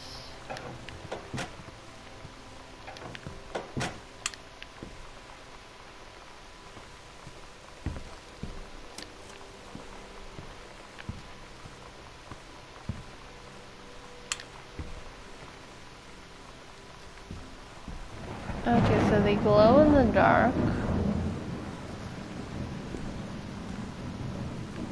But I don't see a number in them. Unless I'm supposed to count the different kinds. Like there are 4 moons, 2 planets. But I think there'd be more than 10 of the stars. And then I'd still have to figure out what order to put them in. I don't think that's it.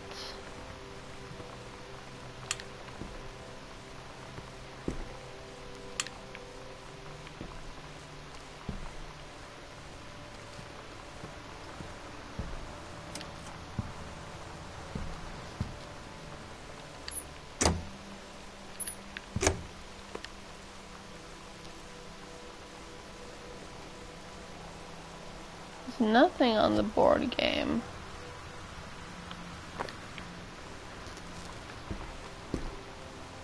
Can't interact with those. There's nothing else in here. I can't open this. There's nothing but the Bible in there.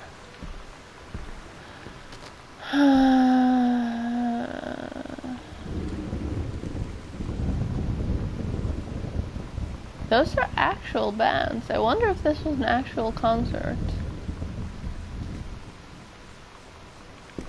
My sister did.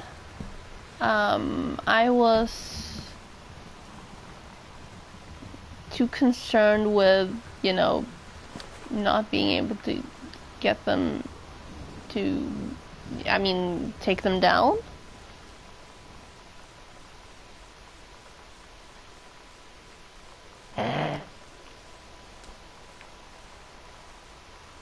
I don't think that is anything, because that's not something that's relevant to me. That's Lonnie's thing. Sure, let's put that there instead. I can't take the poster down. There's nothing on either side here. I mean, she stole it from somewhere, or she was given it from somewhere, but I don't think that is relevant. There's nothing on the tape deck. She has stickers there, but there's nothing.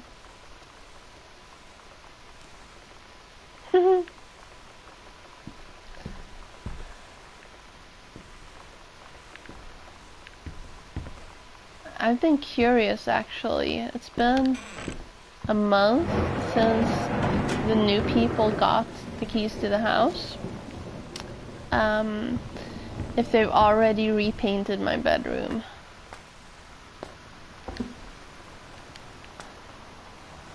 My bedroom is blue.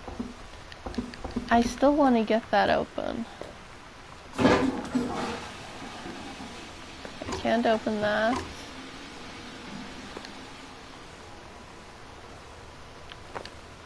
Tampons.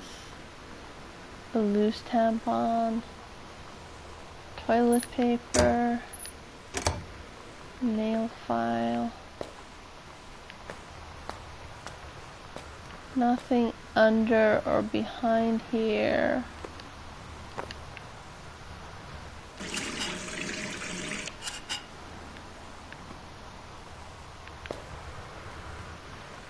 Turning the faucet on. There's nothing.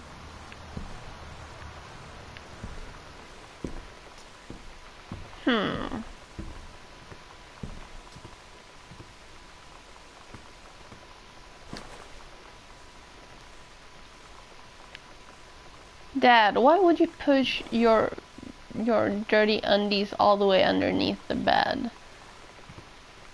And where are our parents? I don't know if I addressed that earlier, but did they run off to find her? What's going on? Oh, I know I've looked in here now. Nope.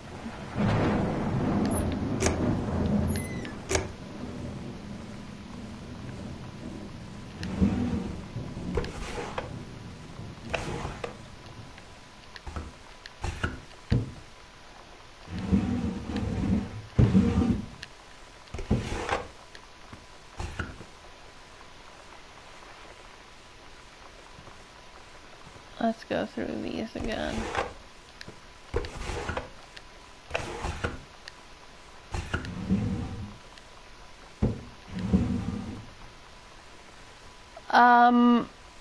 Yeah, I agree. I don't think the condom in Dad's chest of drawers is gonna be the code for my sister's thing.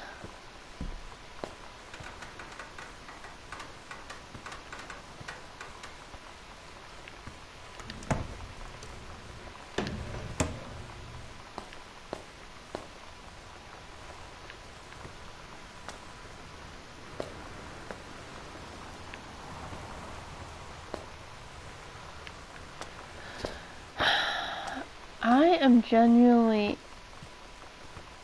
confused now.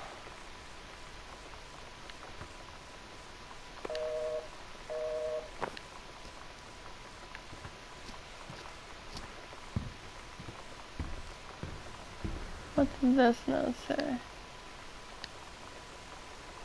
Oh, watching Pulp Fiction. Right.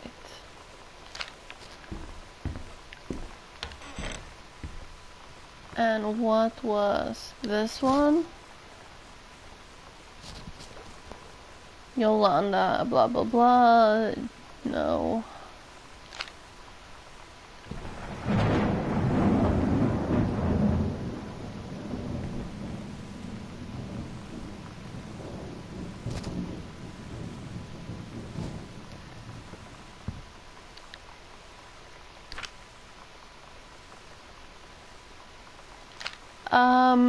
I haven't found any.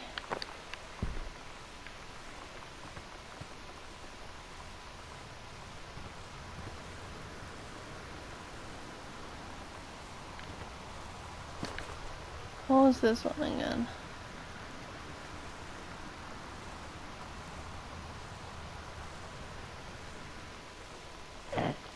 Right.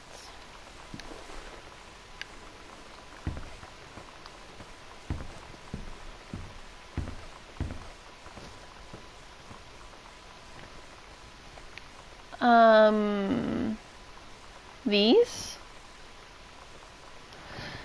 I don't know.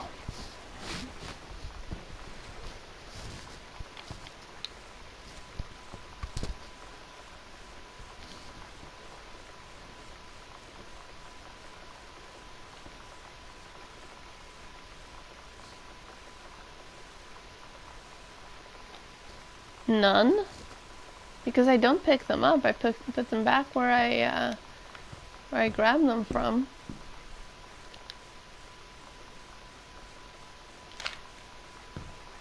We read that one already.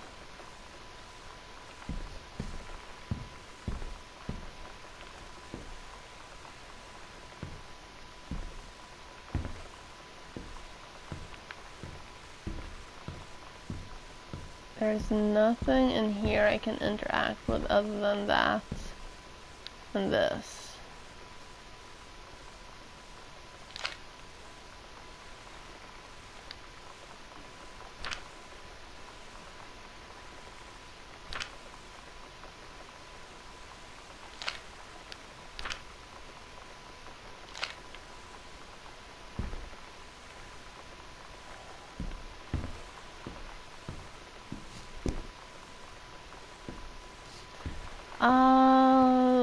Let's go down and look at it again, but I don't think that would be it.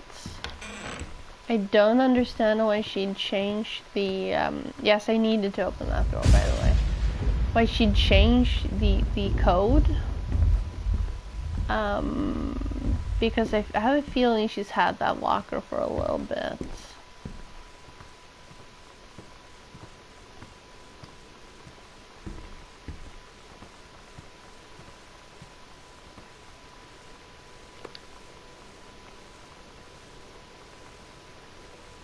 October 21st, 1994.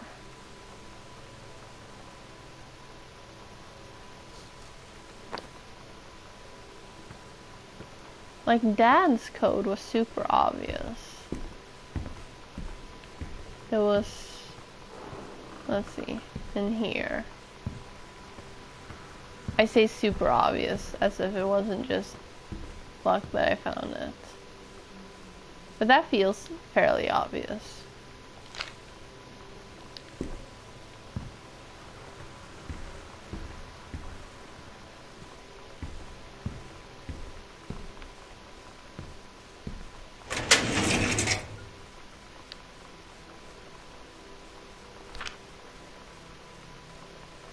And that's us.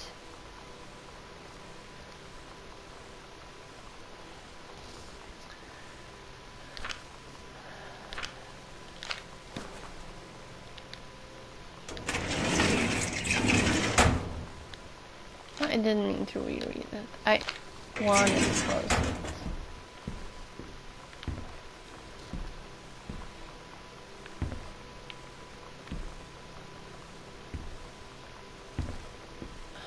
What did I say? October 14th? October 20 something?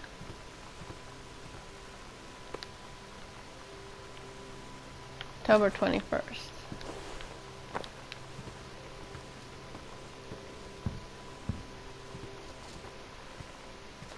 That's 10/21 or 21/10.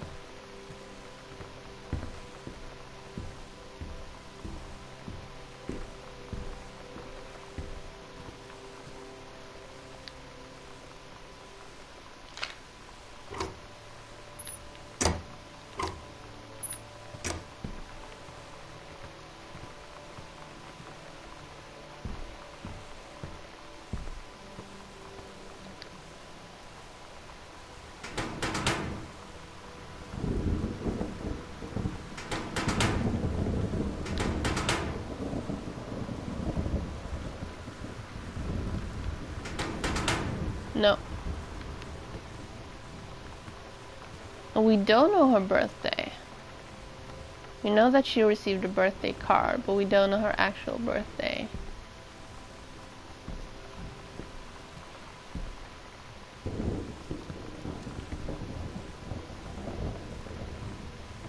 Don't think.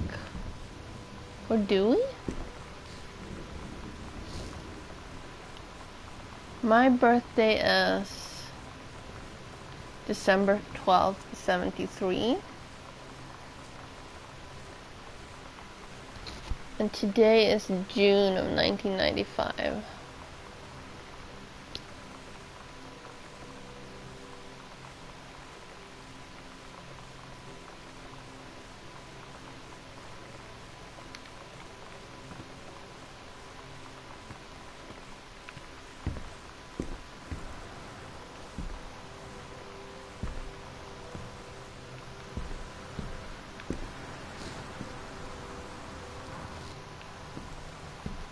Yes, but we don't know the birthday. Just 3 years younger doesn't mean that we share a birthday.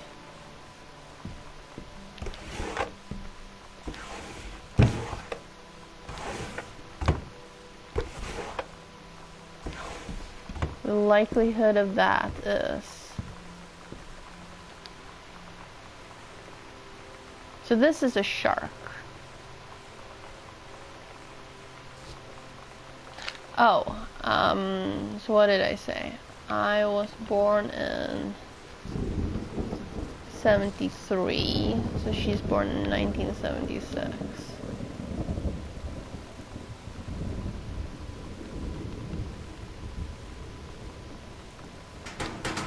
No. So I'm thinking 2 is one of them.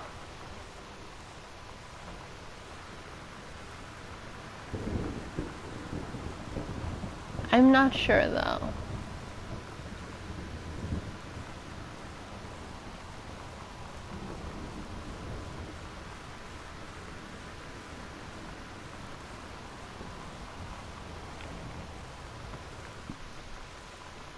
And it's not that 101.7. We tried that already. That was the first thing I tried.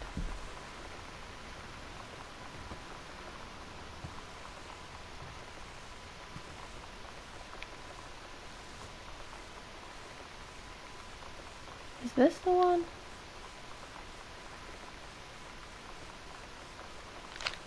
October 3rd.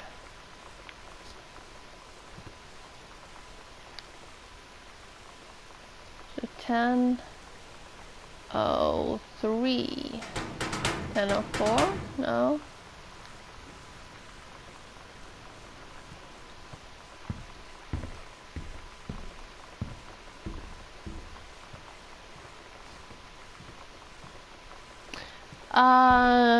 No.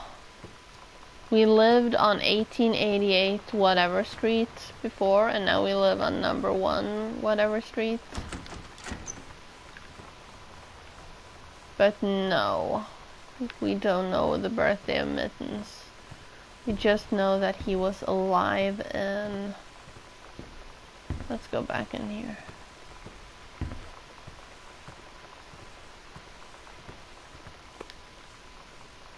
He was alive in 1978.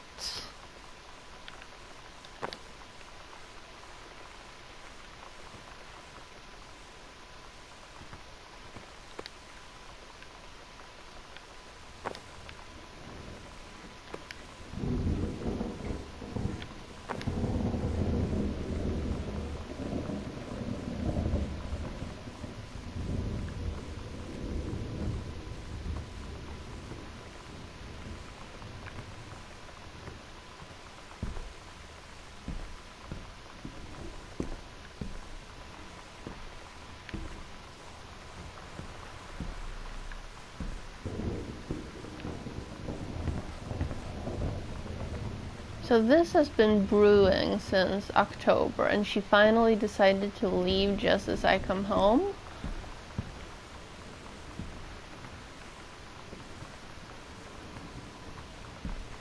Which I guess makes sense in its own way.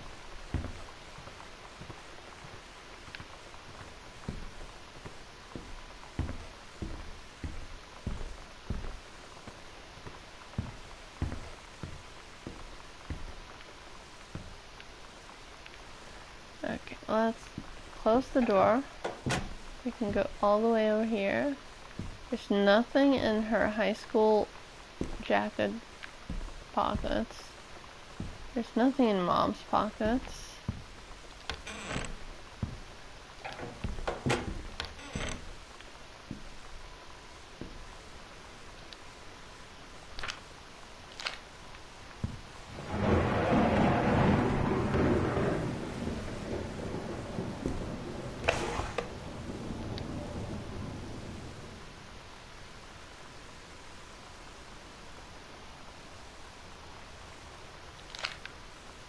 I thought we maybe would need that later, but it turns out we didn't need to know how to get to Mom's job.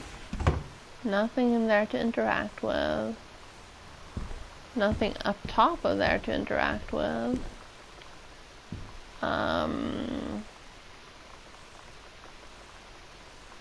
That's the bathroom. Okay, let's go look at these again, I guess.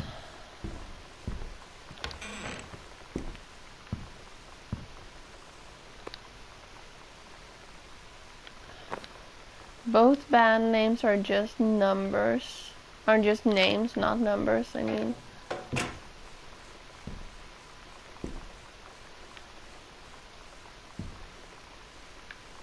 There's nothing behind here or in any pockets because there aren't any pockets.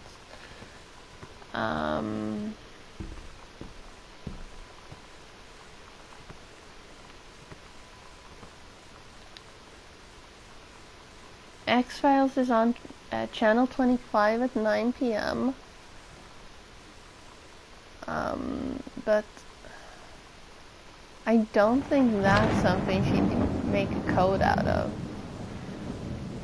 Although I personally did use X-Files as a password for a while. For something. I don't even remember what anymore. But it was the first password where I used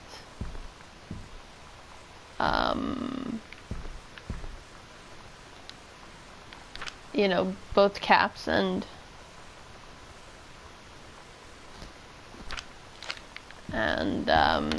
non-caps.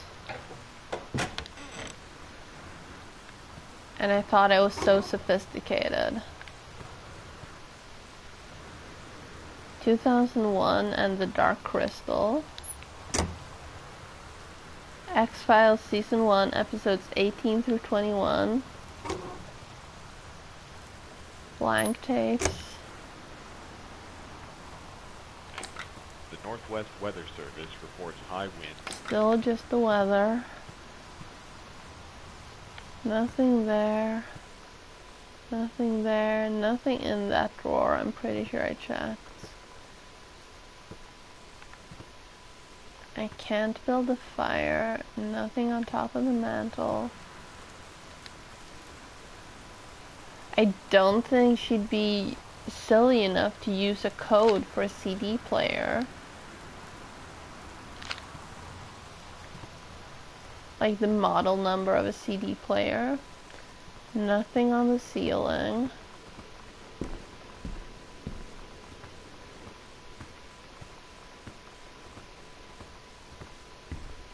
That was just, don't tell mom and dad what you found.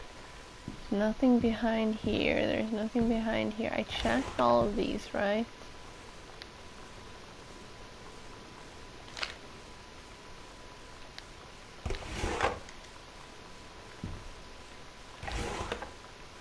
I did.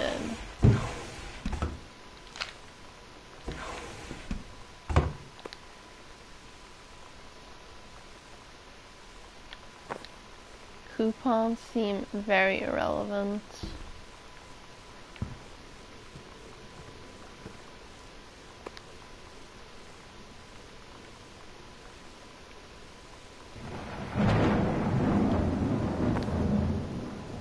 Mom's work stuff.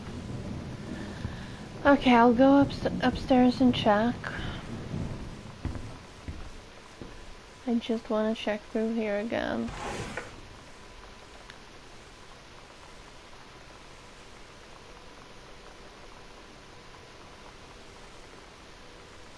I don't think the electrician and stuff like that would be relevant.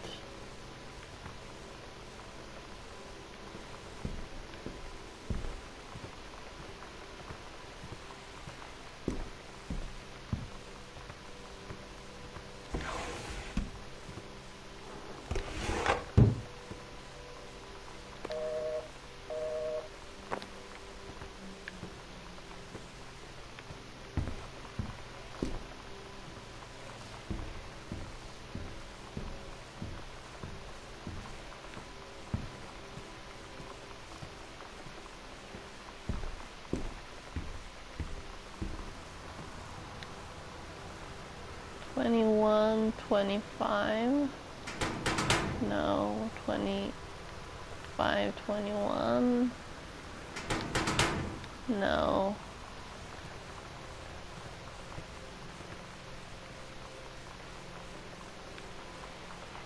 I mean, it could be 1991 based on that poster.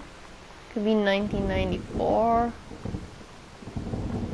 Maybe she admires me and it's 1993. No, 1973, I mean.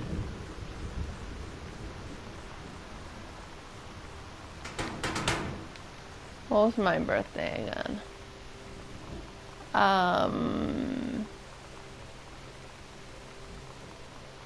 12/21.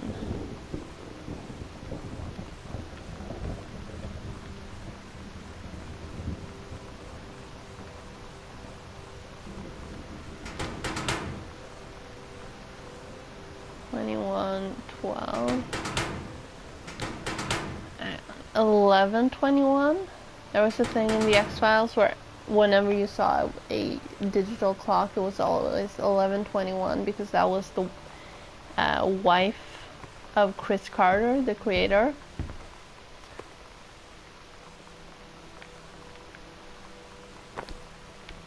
No, I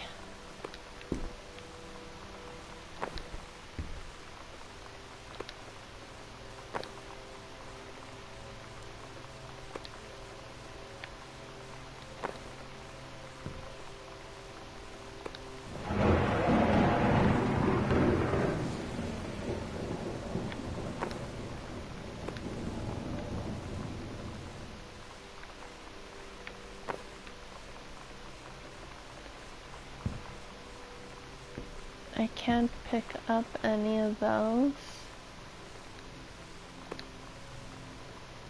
Nailed it. Ultraviolets. That's not a number.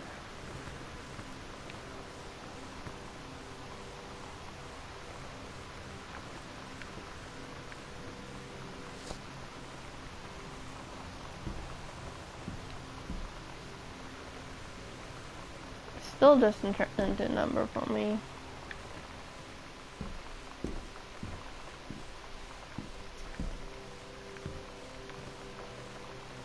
I don't think we'll get any further unless I stop being dumb.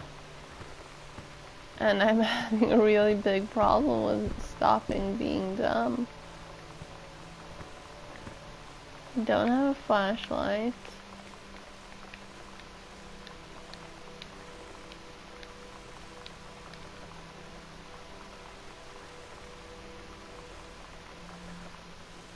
I didn't find any numbers that worked in my thing. I don't think she'd use the number of anything on the mom might have a crush on her coworker report. There are no more lights in this room.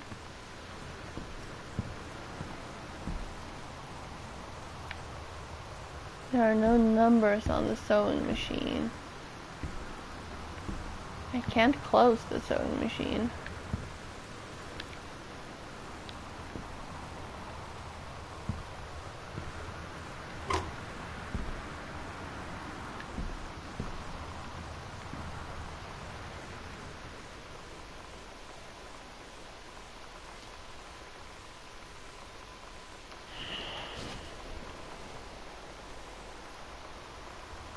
Thank you.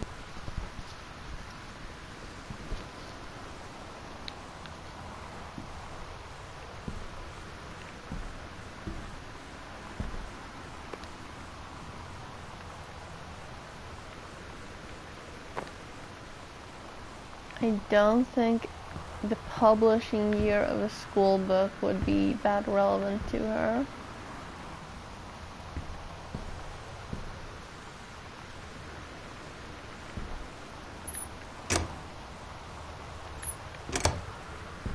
There's nothing in that. Can't pick those up.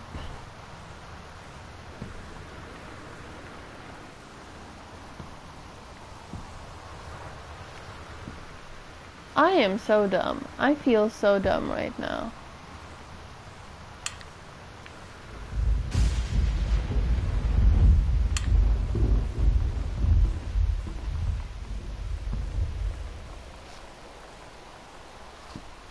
Well, that doesn't exist. because the sewing machine came out from inside it.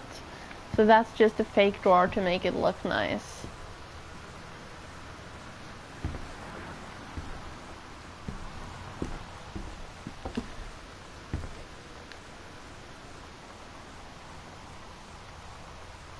$10.29 I think I've tried. I mean, all we have so far is things happening in October.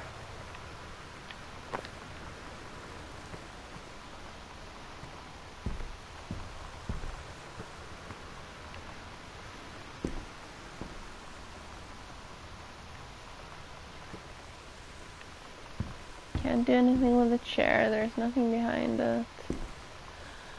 If I'm supposed to listen to one of the tapes long enough to actually get a code out of it, I feel like that is kind of strange, to be honest.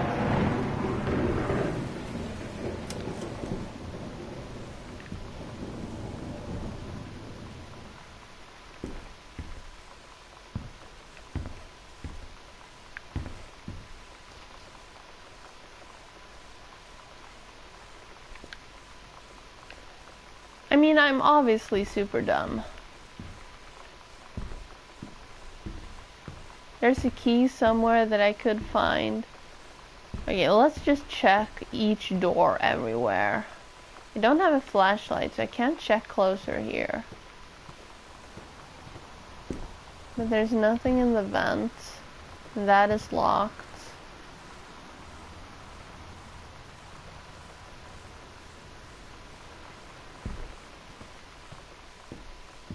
There's not a second door there. There's no key in that door on either side. There's no key in that door on either side. I did check this, but let's check it again. Nope. No key. No key. No key. No key. These don't open. There's only toothpaste in there.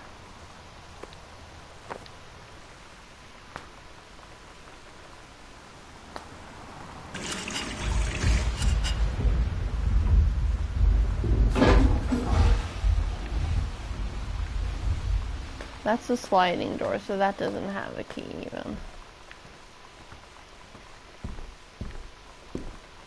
There's no door here. Oh, that's also a sliding door. Never mind. There is a door.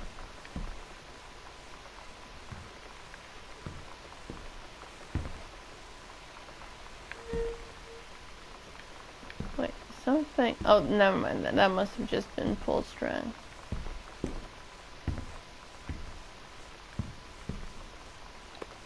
I don't see how Mom's watercolor technique book is relevant. We checked that the family photos. That trash can is empty. We looked under Mom's bed. There's nothing underneath there. We looked under Dad's side of the bed. We tried the phone. They don't have an answering machine here. They only have one answering machine, and it's downstairs. I can't interact with that, and that's just the Pulp Fiction notes.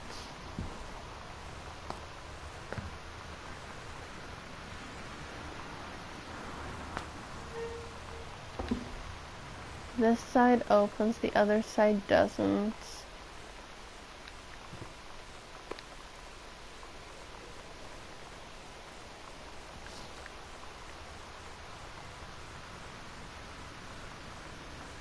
There's no number on the hair dye.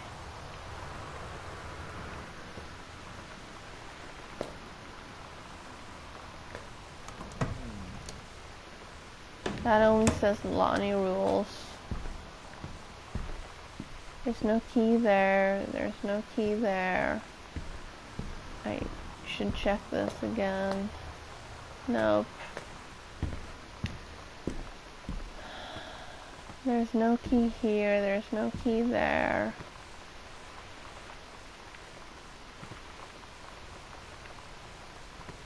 That is still just a video game cartridge. There were only video game cartridges in there. Can't open that binder, we listen to the tape.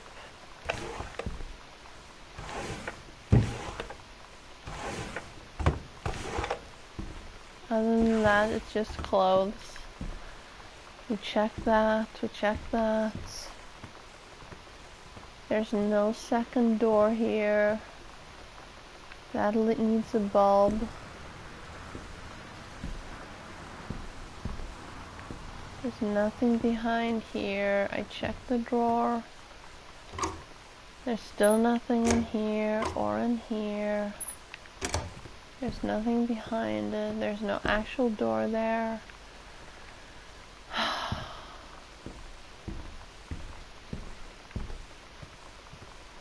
There was no special command to unlock the other door, so if it says lock, it's because I don't have the correct key. It's not me not pushing the correct button somehow. There's nothing behind here.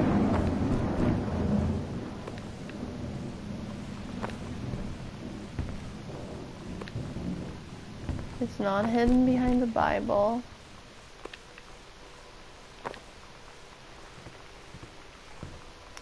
Can't interact with that stack of paper.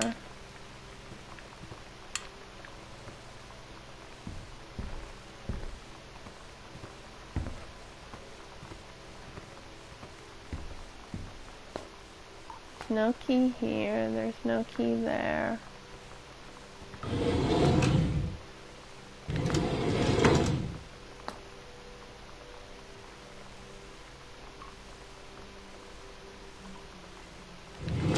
I don't think it's hidden in a bar of soap, or I need to interact with a bar of soap somehow.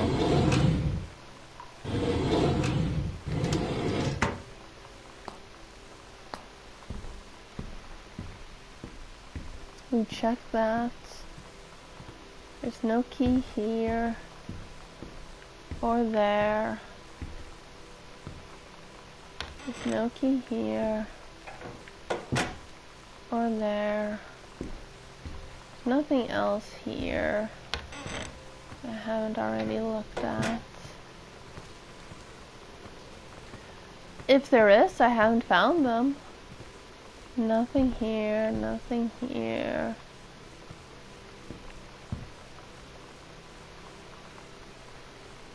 We read Dad's story.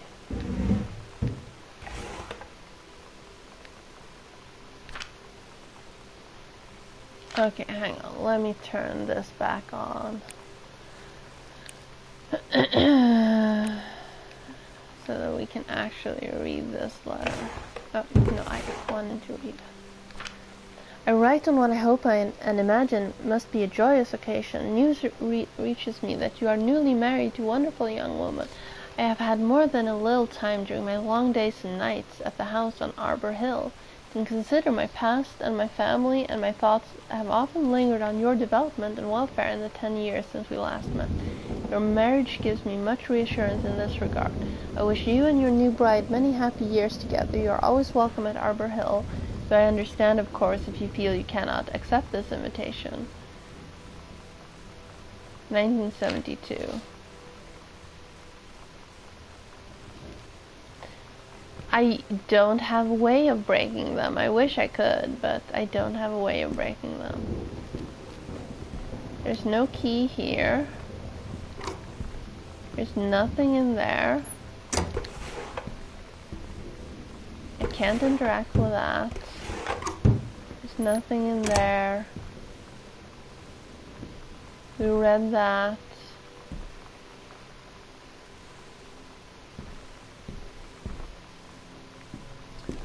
There's nothing behind here. There's nothing in there. That's just the insurance thing.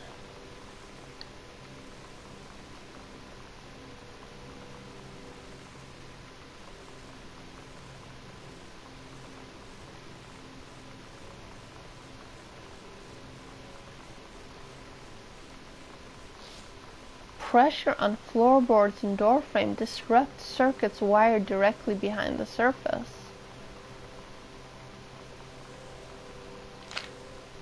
Is that a hint? I feel like that's a hint. Or a warning. There's nothing up there other than Dad's booze.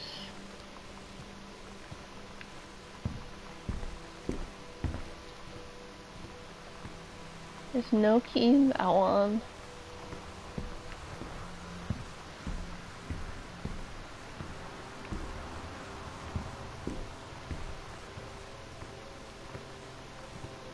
I can't open that book, but I did read the cover. I read that file. That's just about him almost getting fired.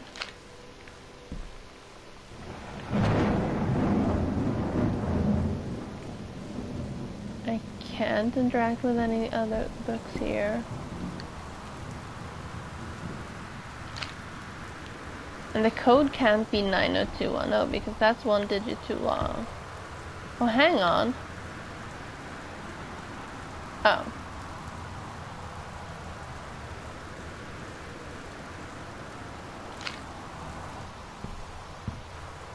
Dad still hasn't given up on writing the book. Even though he has buckets full of it all over the house. Yes. Yes. That's how you solve it. You import this into House Flipper and then you find the room with the Van Gogh.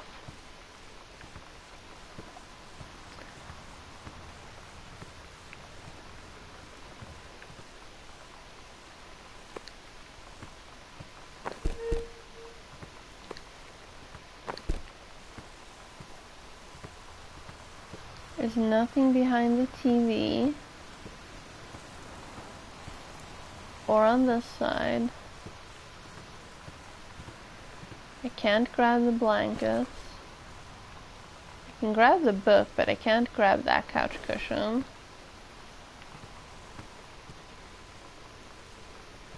I've examined the tickets. I don't understand because she mentioned the pillow fort, but that was last year. Have really none of them been inside here in the last year? Either that or she created a new pillow fort. Yes. Yes, that as well. The Time Machine, Clue, Fantastic Voyage, Top Gun. A few more vinyls, even though the room doesn't have a vinyl player and there's still space in the other room. A few Bond movies. Blade Runner Director's Cuts. Beetlejuice. JFK. A bunch more X-Files. The Andromeda Strain. I can turn the lamp off. I don't think that'll be helpful, but I can. There are no lamps that I haven't turned on that I can. Because these sconces just don't want to cooperate. There's no key here. I have now locked myself in all the closets.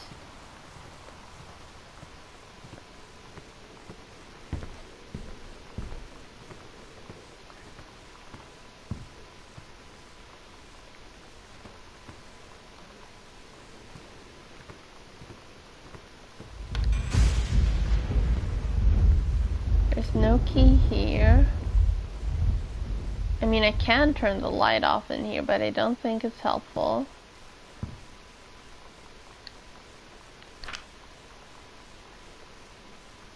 There's no code in that.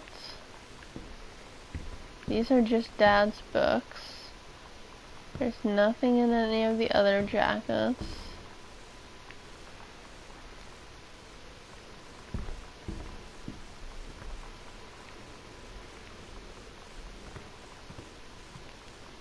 I have opened that. Don't think there was anything in it. That book has an 8 on it. That book looks like the same. It doesn't have a number.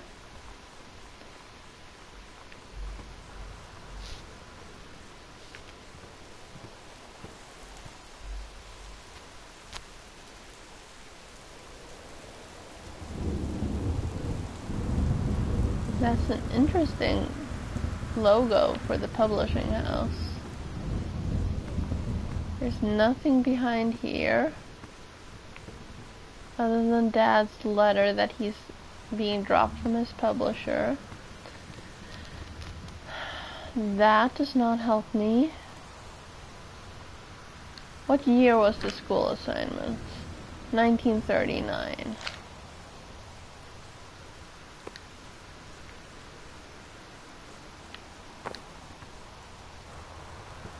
There's nothing in the trash can. This doesn't open. I'm concerned with their records. I'm not sure it's healthy for the records to get that much light. There's no key in that door. There's nothing hiding behind here.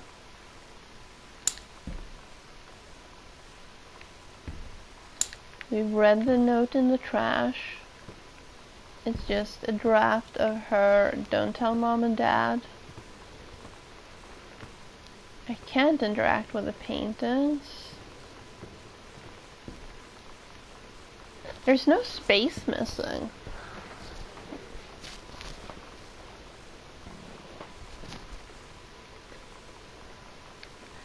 No, I'm missing something, and it's probably super dumb.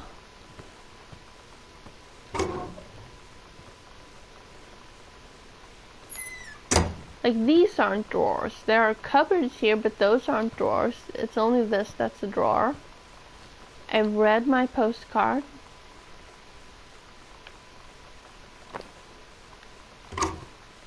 There's nothing here.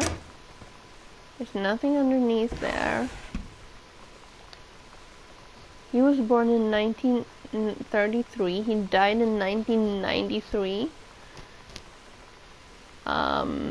So we've lived here for a while. What did that say?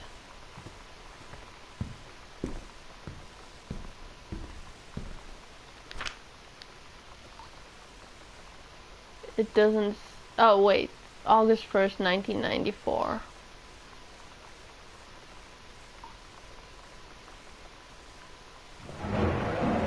And there's no attached worksheets. There's only the one page. This box is empty. There's nothing behind here. If the key was in the basement door, I would have unlocked the basement door, but it wasn't.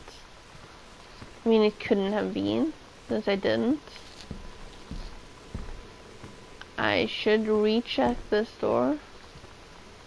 Nope. Nope. Nope.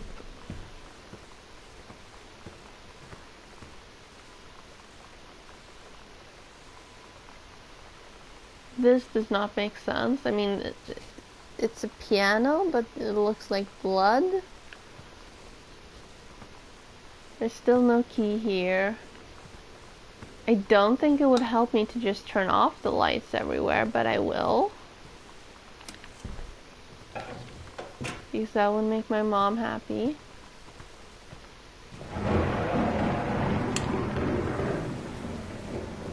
I don't think the game is going to jump scare me just because I actually turn off lights.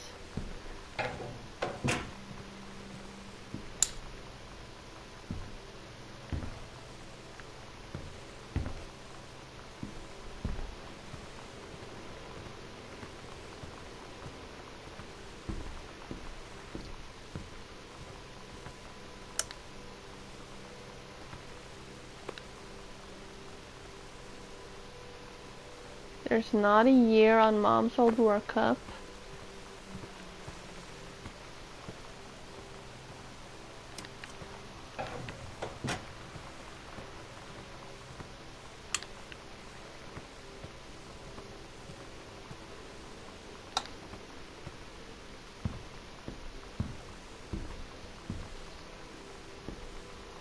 That does not help me.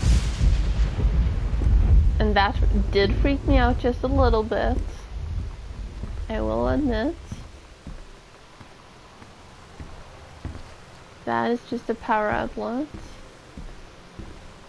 There's nothing else here. What note? Where is there a note?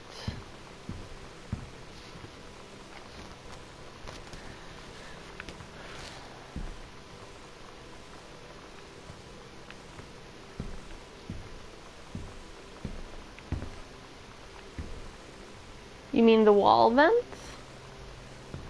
The floor vents? For this one? Yes, I've read that one multiple times.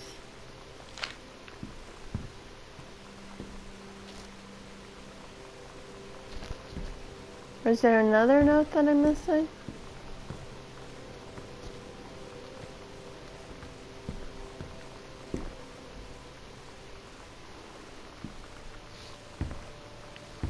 Yeah. It's just some jerk messing with her. Saying that he doesn't have many friends and does she want to be one of them. And then he asks if she's the girl living in the psycho house. Because he's a douche. There's nothing in that tissue box.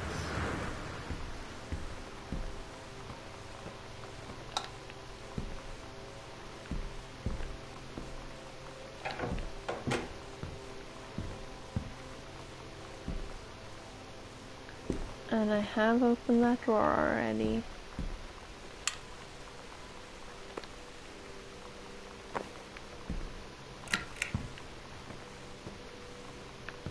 And that is me who put it there.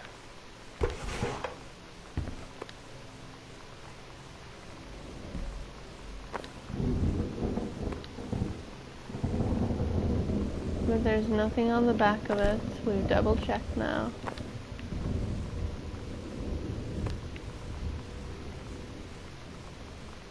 And I still can't read inside binders. And we read that crumpled notes. Those are Dad's terrible drafts.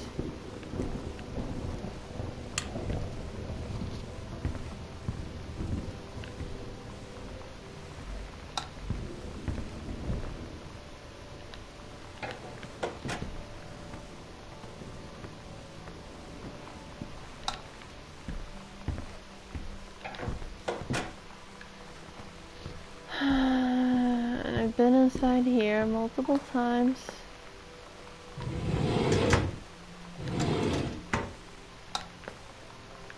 Hang on, I just realized something.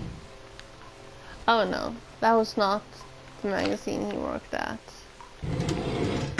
And I can't rotate it anyway.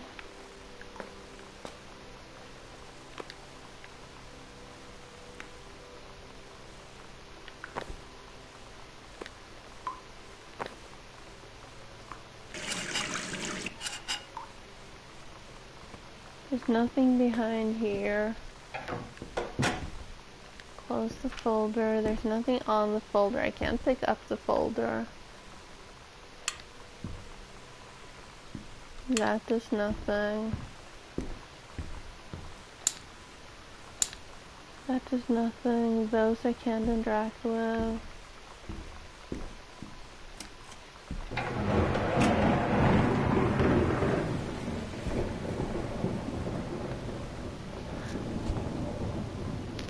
I mean, the entire thing that's missing is probably just the back of that. I just need to find the key. Can't interact with the rug. Or that rug. Or the floor vents.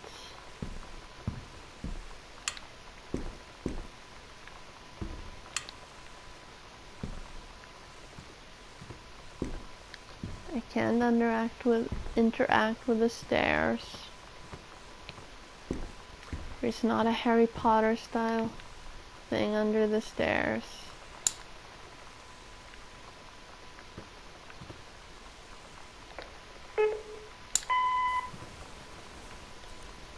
Sam, Sam. Hello? Sam!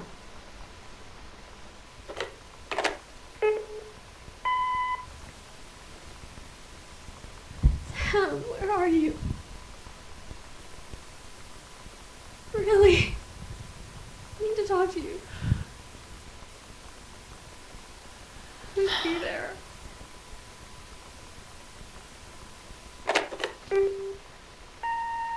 Hi, Mom. So I got my ticket home from Europe. I get back on June 6th, but it's a really late flight because that was the cheapest, so it gets in at midnight. But don't worry, I'll get a shuttle from the airport so you don't have to pick me up. Like, really seriously, you don't have to. Okay, so, love you. See you soon. Bye.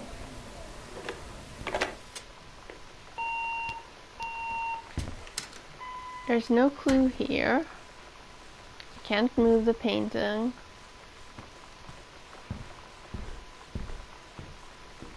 The M is for whatever his last name was.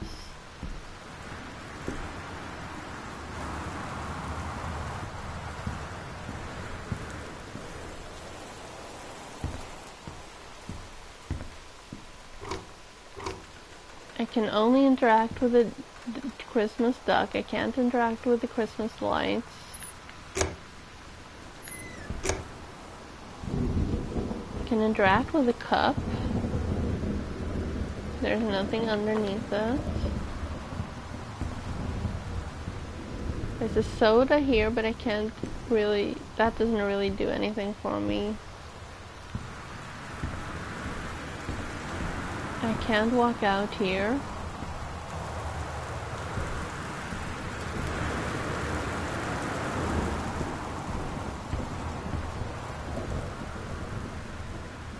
I can't grab her notes.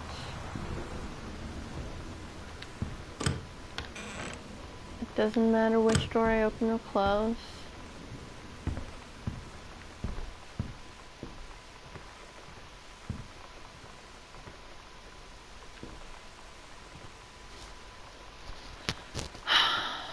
I am just a super dumbass, aren't I?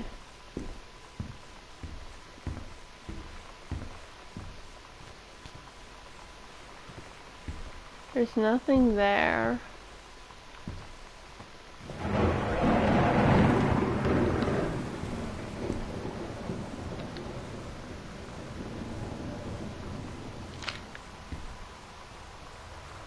There's a pen. Not really helpful.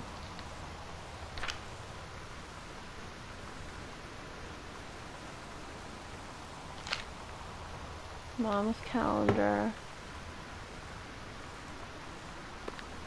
There's another pen. Home. There's nothing behind here. Or here.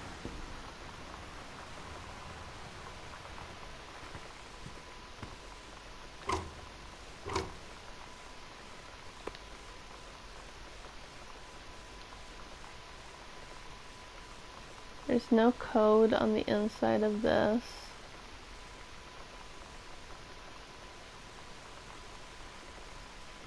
I looked at it plenty of times. Oops.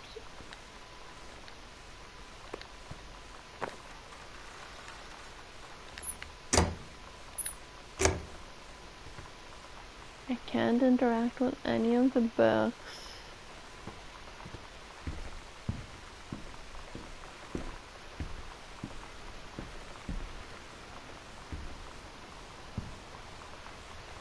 There's nothing else here. Can't interact with the sticker.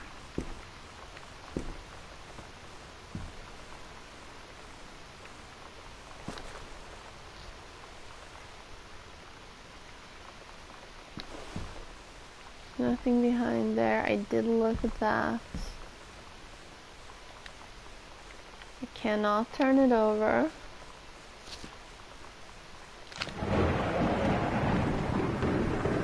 Nothing's on the TV.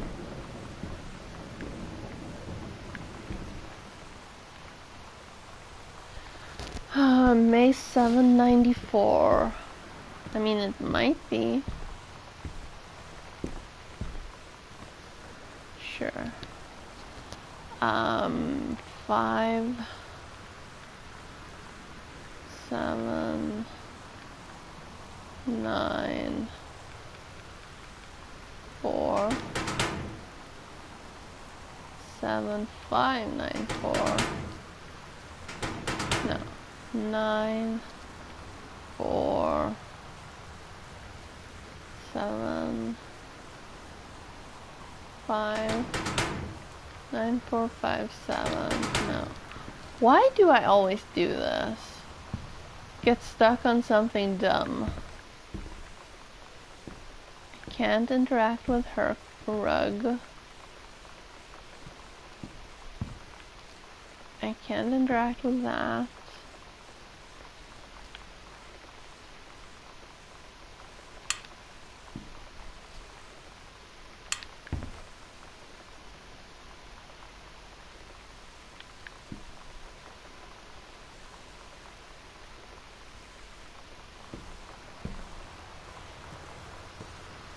I can't interact with that bed.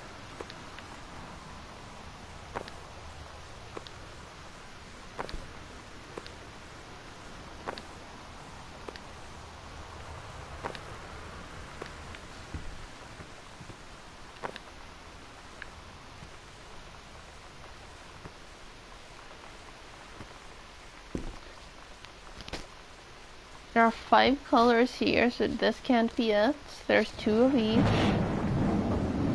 There's nothing on the back of that door. There's nothing on the back of that door other than hoops. That doesn't really provide a code.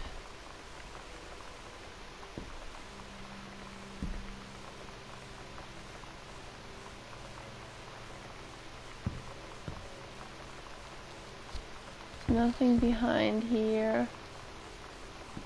If there was something on top, it's not there.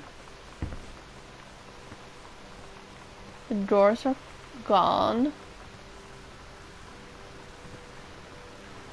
I can't jump.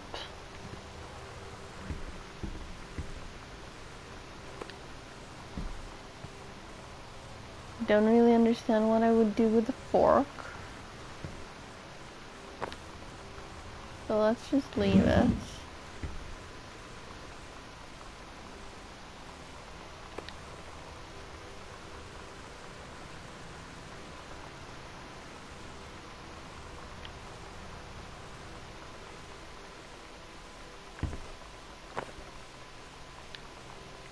I still can't turn this around.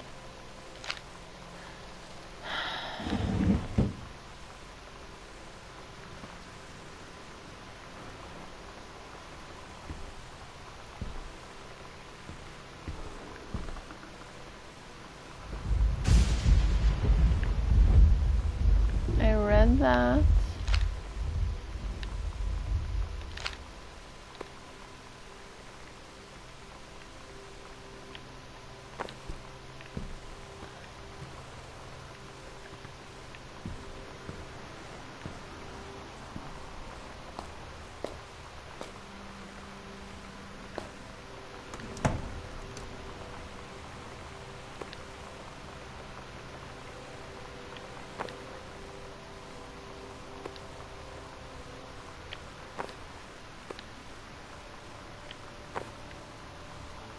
I can't interact with that.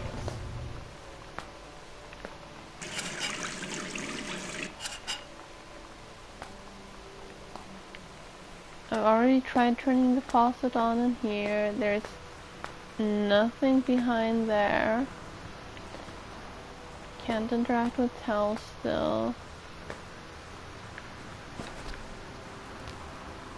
There's nothing under the tub. Nothing under here. I hate subway tile.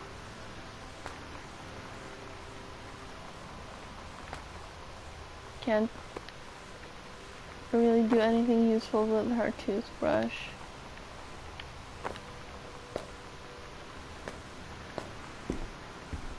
I have investigated her backpack already. There are no drawers on that. This is super stupid. I've been running around for probably an hour, not being able to figure anything out.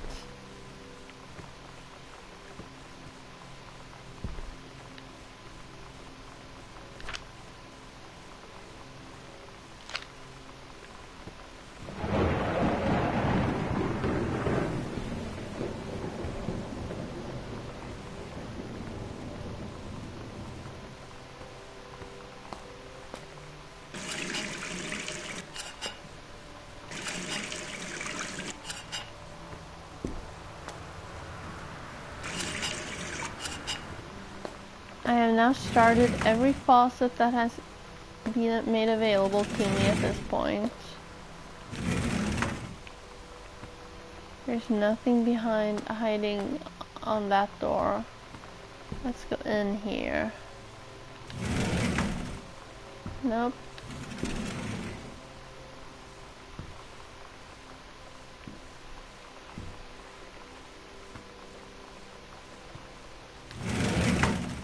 Nope.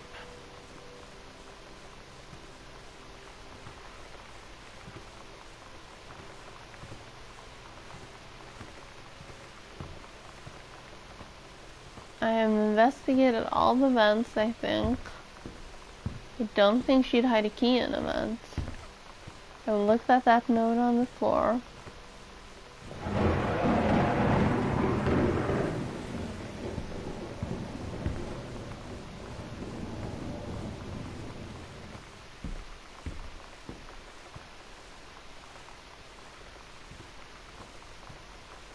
Can't interact with the lights. This is locked.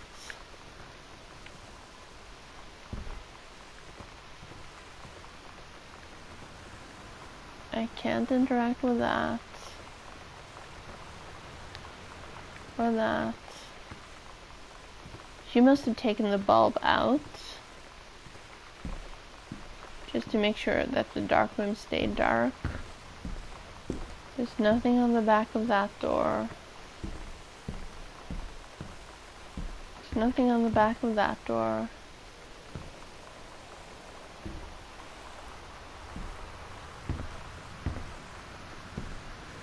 There's nothing behind here.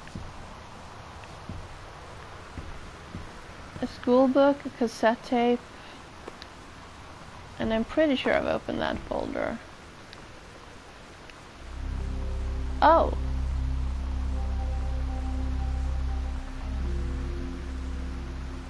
Oh my god. Okay. Thanks for the hint. Very subtle.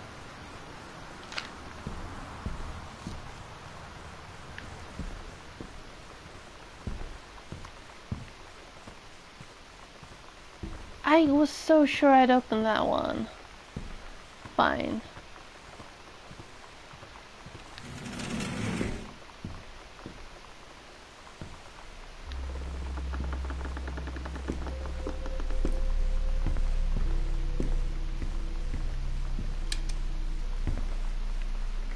Okay. Can I close the panel? I can. That does nothing for me, so let's open it again.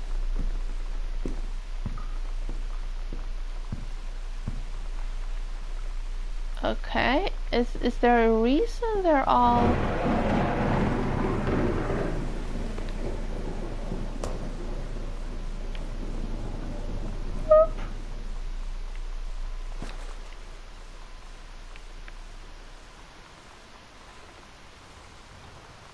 What was that?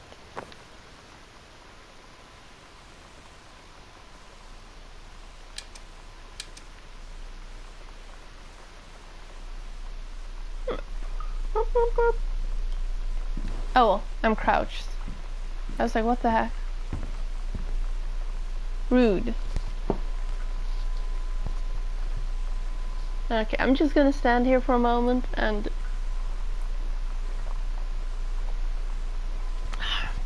anxiety drink some. It's not alcoholic. It's just still unnerved me a little. Ghost Hunter, Sam and Lonnie's secret investigation log. Hidden compartments found. 3. Oh.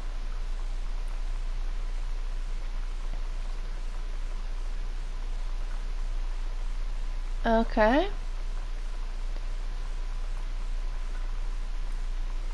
Evidence of supernaturals discovered. 0. Okay, so across from her room and in the library upstairs and something downstairs. Okay, we are going back downstairs. Aw, thank you for the bits. But unfortunately it's 1,000 bits, so not quite there yet. There is no emote available for the lower tiers than that. I'm sorry.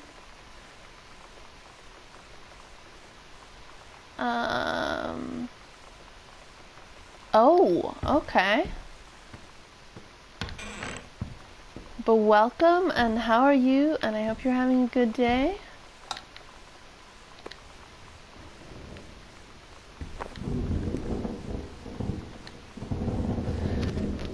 Property of Sam, private. Half of Sam's locker combo added to backpack. Heaven at the Edge of the World, The Green Glacier, Part 2.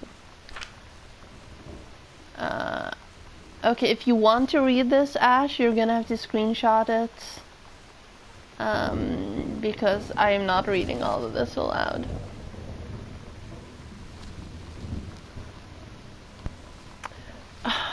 It's doing something dumb. Hang on, let me turn this on. Wait. Or off, I mean. There we go. I am good. Oh, that's nice. You're gonna have to send me a picture of that because I want to try it.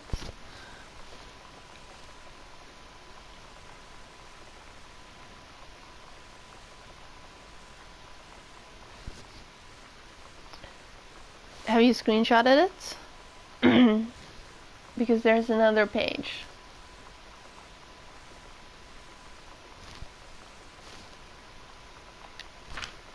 Here's the final page.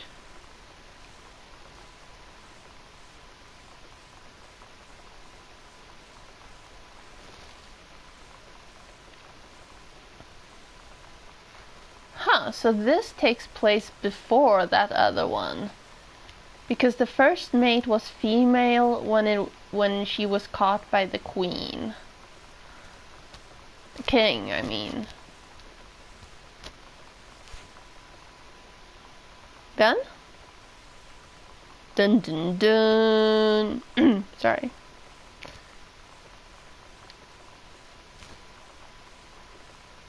Okay.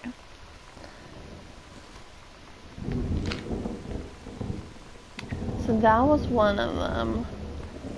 And then, hang on. I've opened that one. Here. Oh right, I turned off all the lights because I was being dumb. So there's one here. Does this mean I'm gonna get chased if there's a secret passage between upstairs and downstairs?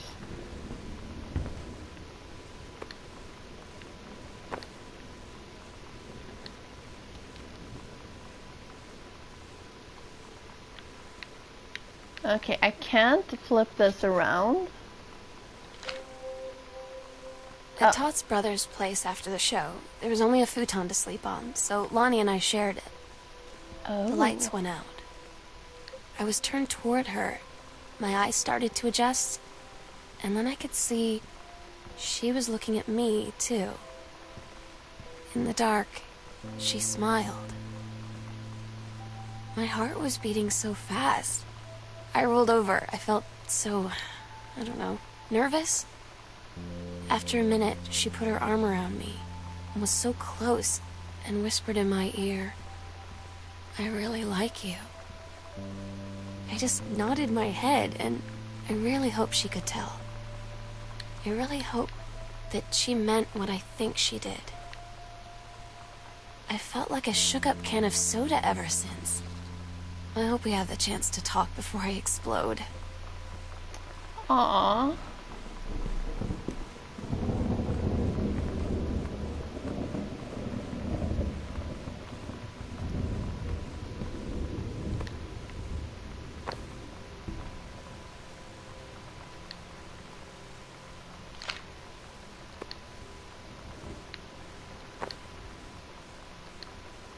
Hello. Hello, who are you? Oscar. What do you want? To come back. And then they stopped.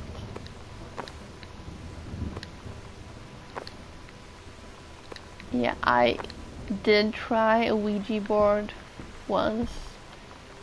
No. Hang on. To open, turn right 3 times. Stop at first number. Turn left once. 1 number. 1 full. Oh, okay. 050 01. No, 051. 0501. Oh, she's been shoplifting. Take key, yes. Lonnie came over today. Everything was She's cute. different. She was sitting at my desk chair, and she wouldn't look at me. Finally, I asked her what was going on. She said she felt like she'd done something wrong that night in the city. Like I must think... But I said no. There was nothing wrong. I just wanted to say... But I couldn't find the words. I felt like I was gonna cry, but I wasn't sad. She got up and sat next to me on the bed. I looked at her. Lonnie, do you think you could ever... And that's when she kissed me. Well.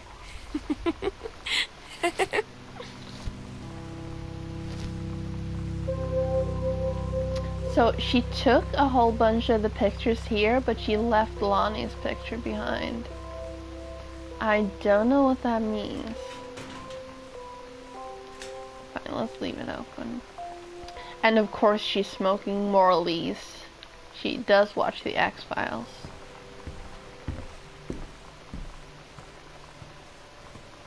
I am very unsurprised.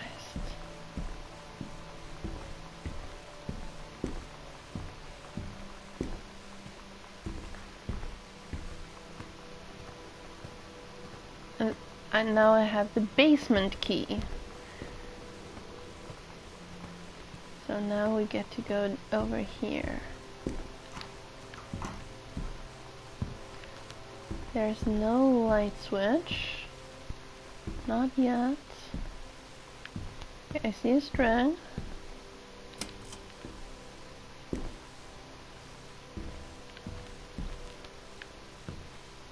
I do not see a second string yet. Okay, there we go. Potato chips. Judy's. Nom.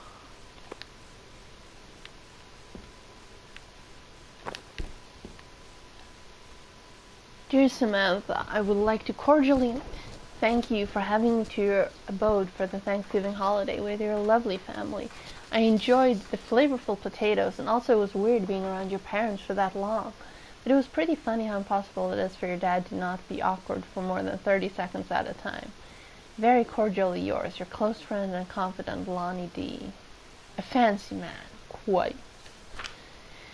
Dear Mr. Soda, allow me to take this opportunity to thank you in kind for being such a gracious host of the festivities at your father's estate following the aforementioned meeting with my parents. Your family's Thanksgiving feast was the more enjoyable of the two events, I must say. I especially appreciated the time I spent with your grandmother, who is a lovely woman with a sterling taste and a refined air. Let's do it again same time next year, shall we? Indeed. Madame Samantha Greenbrier, Esquire. Doesn't Esquire mean that you're a lawyer? Or have I always misunderstood that? So there's a chair. And a chest of something.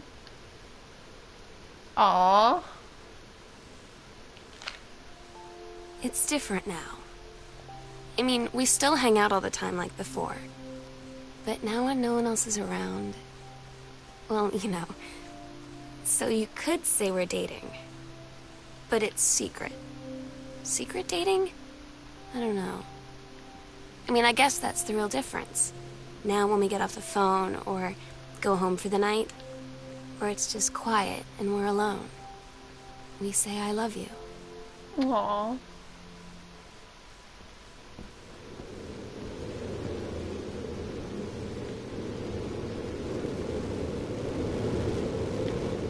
Okay, so let's... That light fixture I can't turn on. Or maybe I need to walk around here? Yeah. Oh, what's this? K is for kind, A is for amazing, I is for intelligent, T is for talented, L is for light-hearted, I is for important, N is for nice.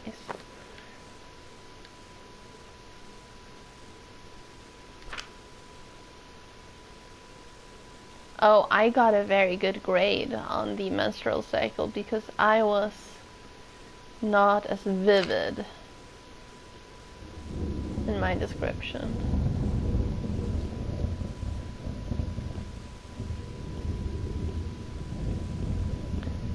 Okay.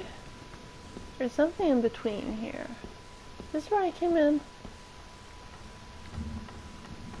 Yeah.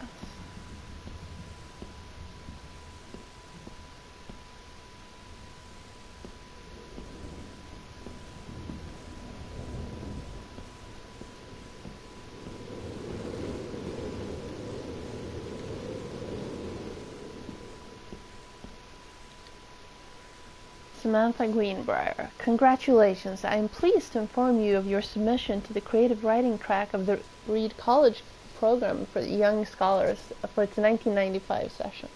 We believe you have much to contribute to the Reed College community. Based on your portfolio and academic record, I am also pleased to offer you financial aid to cover 75% of summer programs, tuition, and fees. The attached documentation delineates your schedule, optional secondary track choices, and your dormitory assignment. Please remember to submit the attached form if you wish to be eligible for one of the 3 Reed full-time undergraduate scholarships to be awarded to exemplary students at the end of each summer program. We very much look forward to your attendance. Again, congratulations on your admissions and best wishes from all of us at Reed College. Sincerely, Julie Morris. I'm so stupid sometimes. I was telling Lonnie that I got into my college summer program thing, and I was all making plans like, you should come visit me, stay in my dorm room. But she said, Sam, I ship out on June 6th. I was like, ship out? To where? She said, to basic training. What did you think I was doing all that ROTC stuff for? I guess she's been planning to join the army right after high school since she was like 12. And I guess she's really going to do it. So I was like, after graduation, I'm just never going to see you again? She said, let's just have fun while we can.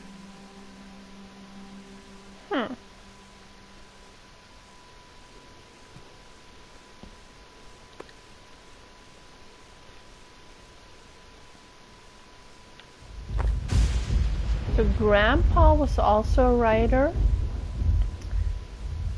And he was a professor laureate. I don't know what that means. I mean, I'm assuming it's a good thing. Aww.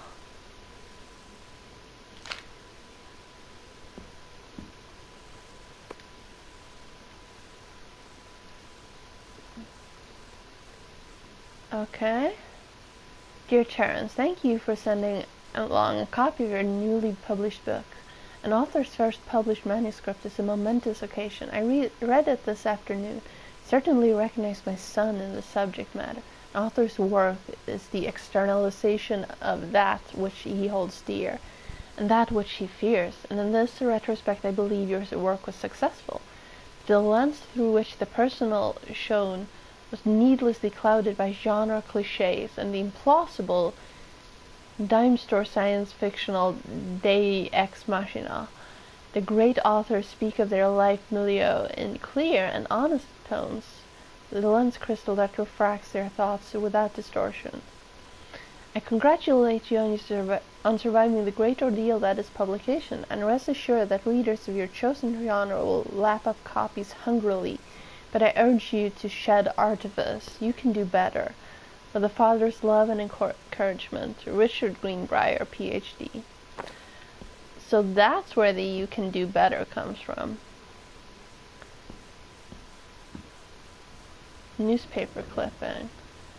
Mason Pharmacy Soda Fountain welcomes Boone County youngsters. The cheeks of Goodfellow High School students were rosy today as each and every last one stepped up to the newly christened soda fountain at Oscar Mason's pharmacy downtown. Following many months of renovations, including a brand new dispenser to mix fizzy water with any number of flavored syrups, and a glass-topped candy ice cream case from which to scoop to the heart's delight, Mr. Mason, a long a well-loved fixture of Main Street, looked overjoyed to welcome the throng of young people. The first sweet served up to the hungry crowd was a chocolate sundae, blah blah blah blah blah. Terry Greenbrier, aged 8, favorite nephew of Mr. Mason, something something. Okay. Why does it keep letting me grab the binders when I can't read them? Okay, what's this? Mom's citizenship stuff.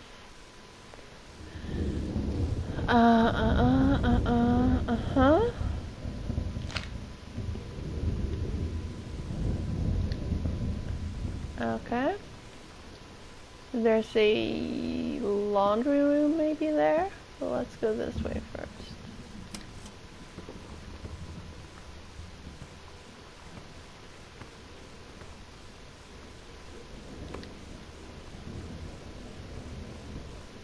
Mason Pharmacy, Jan through June 1968. Okay. What's that? Fine. Nothing.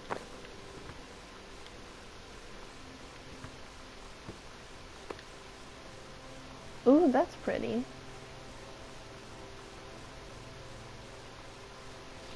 Multnomah Falls, Bridal Veil, Oregon. Hey Sam, I'm writing to you from Multnomah Falls. I'm here on a stupid class trip, which is stupid because it's March and I don't know if anyone running the school has been to Oregon, but it's cold and rainy as shit in March. Wish you were here. Oh wait, you are here because I'm writing this to you in the gift shop. Oh shit, here you come, L. They tell you to stick with the group on field trips, Katie. There's a reason for that. Lonnie and I snuck off on the side paths at Multnomah Falls and got a little lost. Okay, a lot lost. Like, for hours. Right before the bus left, we found a trail and came running down the path, soaked and covered in mud, shouting for the bus not to leave. The school called home. Mom and Dad said, "You didn't get into trouble like this before you met that Lonnie girl." But I don't think they know about us. The kids at school, though, I'm really afraid that's a whole other story. Stick with the group, Katie. Stick with the group.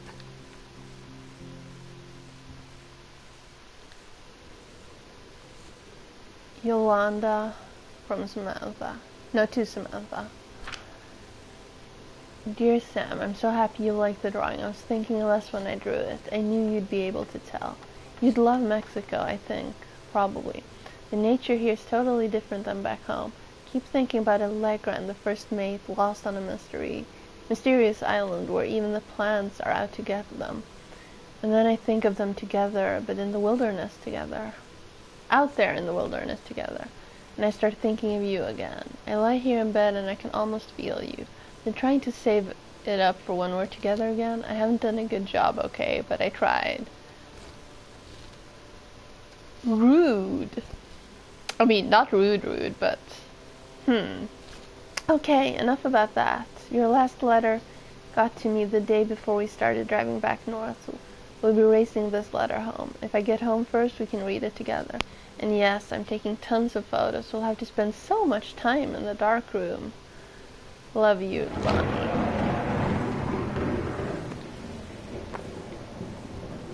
Okay, this is kind of weird. A set list. Todd's band lost their singer. Todd said he sucked.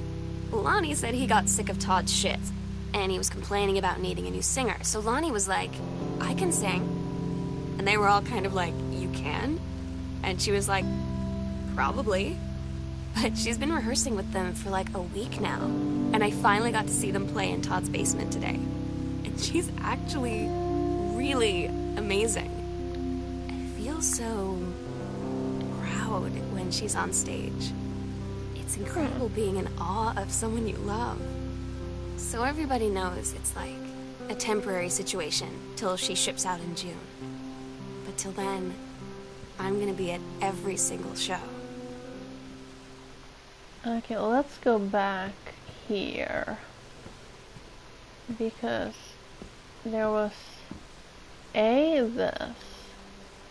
Shoppers of Main Street were surprised today at the announcement that Mason's Pharmacy would change ownership for the first time since it opened 10 years ago. Rumors swirled that the sudden sale of the pharmacy was transacted for a song. When asked about speculation that the deal had been signed for as little as $1, Mr. Samuel Onstein, Oscar Mason's longtime assistant and now proprietor of Mason's Pharmacy, told the Register, the specifics will remain between myself and Mr. Mason. Mr. Mason had taken sick and was unavailable for comment. This is 1965. And he didn't die until the 1990s. Wait, this is on, right? Yeah. This is freaking me out just a little.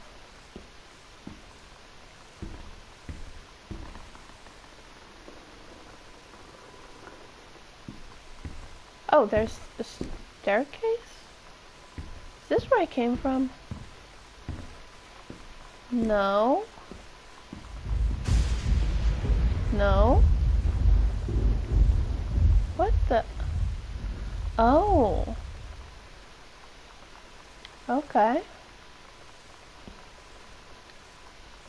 The Psycho House Girl. The coolest stuff about being the Psycho House Girl. Cool thing number one. Everyone in the hall thinking you don't know they're looking at you and whispering as you walk past because I guess they hadn't heard of peripheral.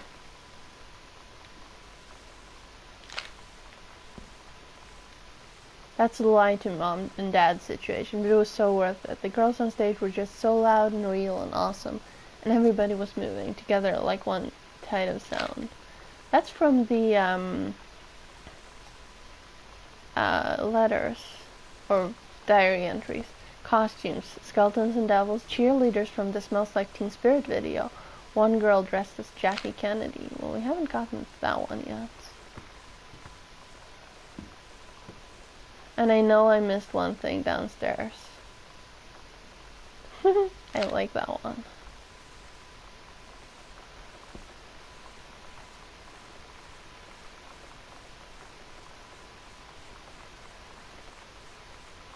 This one is for you, Grossman.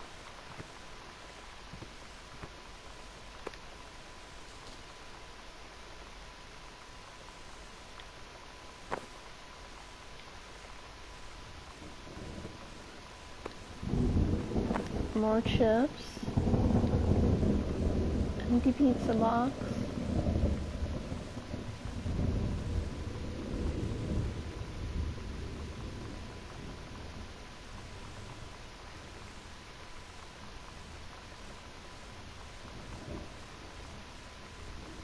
Hmm.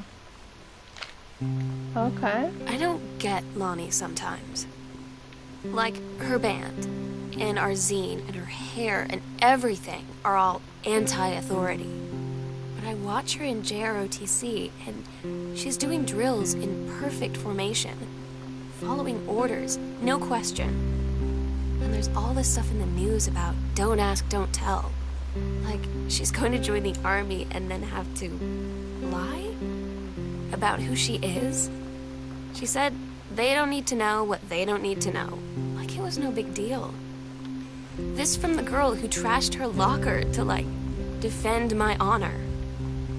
I've learned when to stop arguing, though. I don't think Lonnie even gets Lonnie sometimes.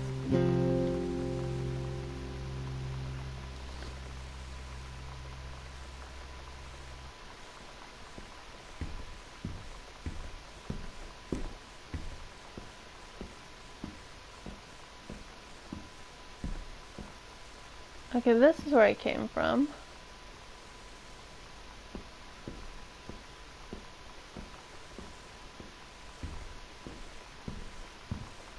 There was another set of stairs.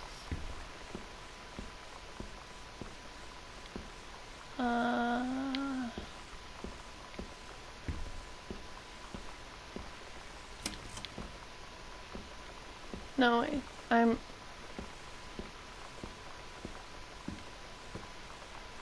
Huh.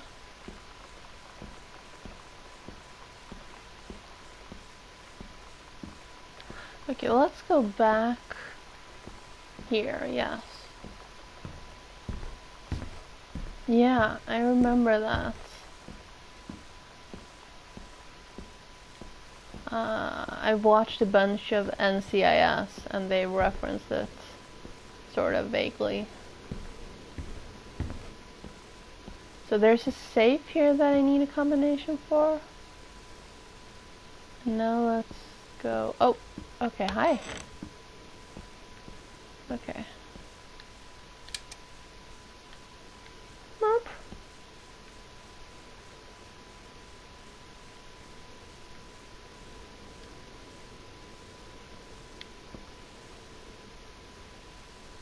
Okay, let's go back upstairs. There you go. Through here, and through here, and through here, and just up here.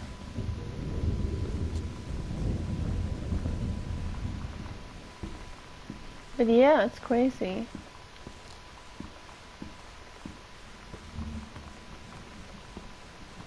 Okay, let's investigate here, I guess. We finally got that open.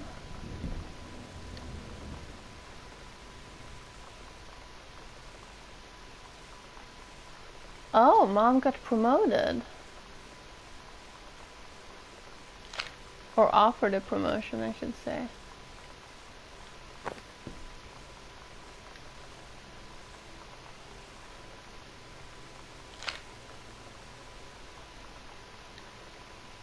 Hey Lonnie, sorry my mom was such a bitch last night. She's hardly ever around since the forest is like an hour away. And then when she is home, she takes it out on you. Like, because you're not a member of the family, she knows you won't call her on it, and I'm sorry. Haha, it's okay. I know she's just jealous of our cool and freewheeling lifestyles. I feel sorry for you. I'm lucky my mom lives in Florida. You have to have a mom every day. Sorry, I didn't mean to bring up the mom thing like that. I know I shouldn't complain. No, I'm being serious. My mom is a psycho-Christian and her new husband, Don, is a complete tool. Living in Florida with him is her eternal punishment in my mind. So you wouldn't rather live with your mom in Florida? No. No.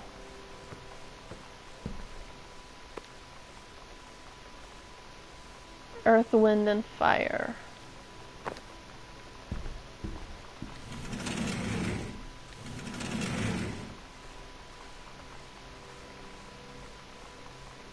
Okay, let's start here, I guess.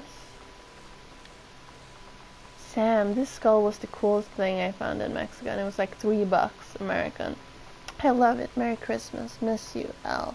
P.S. Treasure it always. So that's where the skull comes from.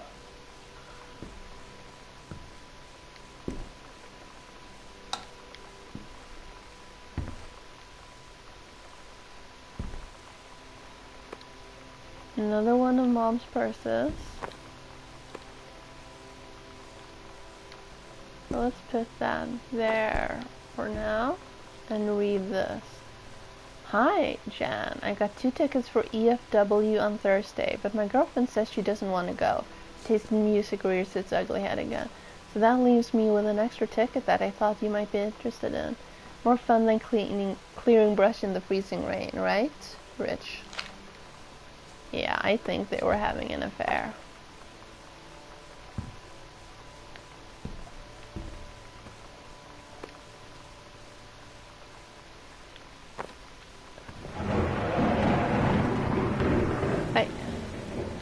Oh, there we go.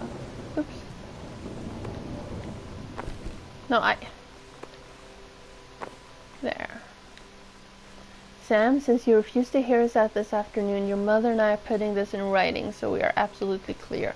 You are grounded for the rest of the month from social and telephone privileges, and from using your car for anything except going to and from school.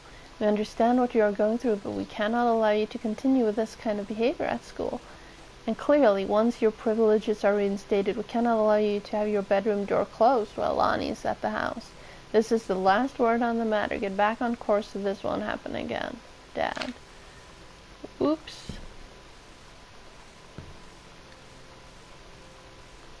Distributing inappropriate materials on school grounds. I had an interesting talk with Mom and Dad tonight.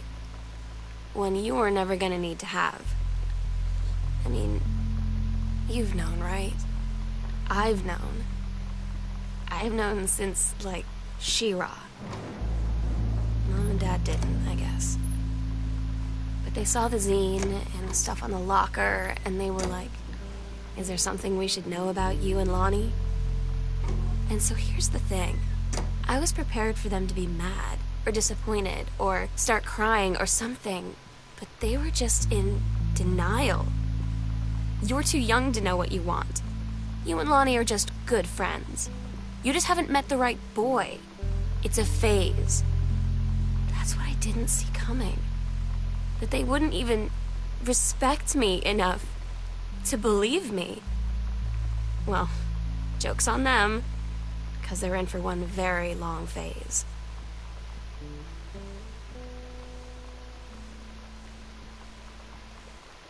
Oh, parents. Hi, Mom and Dad and Sam. The Vatican is weird. You can see the Catholic Church still has a lot of money left over from the Middle Ages. I've gotten to see all of the art, including the Sistine Chapel ceiling and the sculptures by Michelangelo, Donatello, and the rest of the Ninja Turtles. Mom will have to come back here together. I would love to be here with someone who really appreciates the history behind everything. Also, Sam, they have various relics, as in pieces of important dead people, so you should probably come too. Next stop, Barcelona. Come, Dad, Dad. I won't get gored by a bull. Probably. Love, Katie.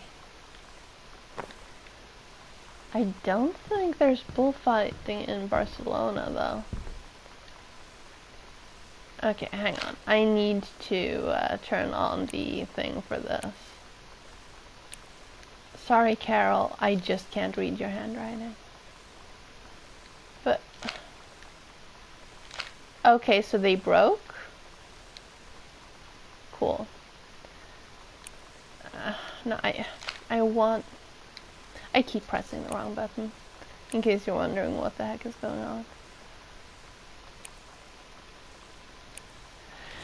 I guess I'm gonna have to try. Congratulations, Janice Greenbrier, Regional Director.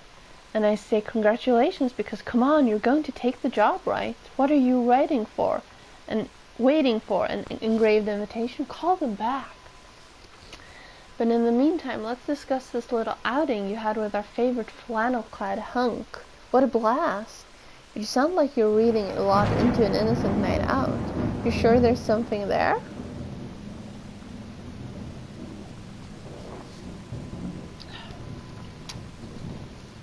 You said he has an out-of-town girlfriend. You're sure they're not serious? Okay, do I have to figure out when we'll see each other next in person? So we have to figure out when we'll see each other next in person. Enough with the letters. I owe you a congratulatory margarita, boss lady. Soon. Love, Carol.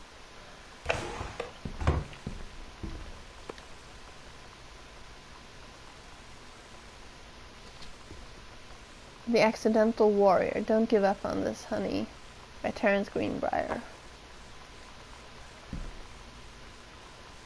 Okay, so there's nothing else in here. Light switch? Yes. Thank you. So this loops back to where I came from. Okay.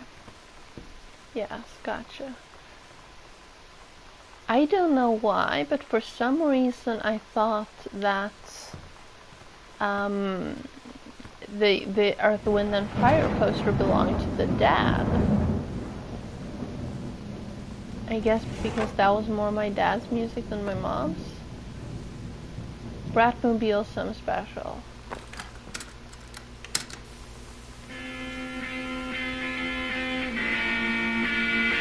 They're getting better.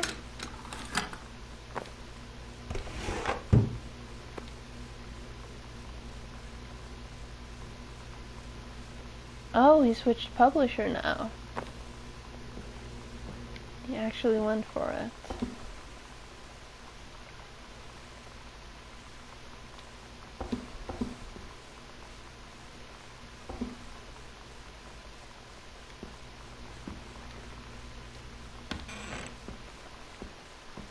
Light switch? No?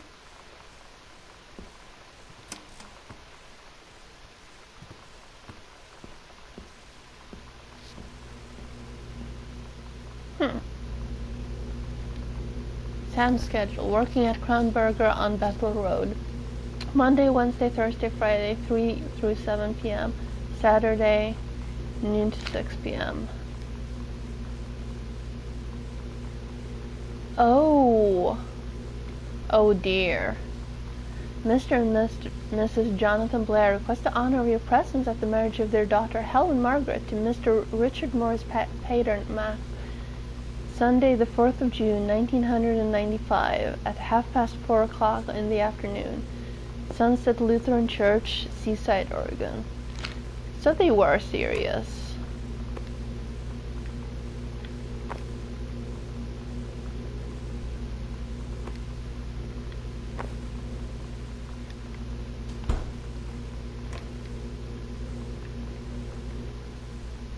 But that's 2 days ago.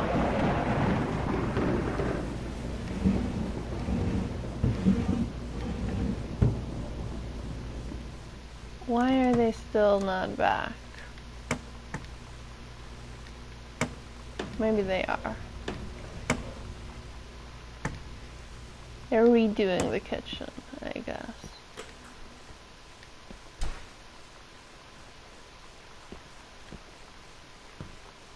Chips! It's already lit.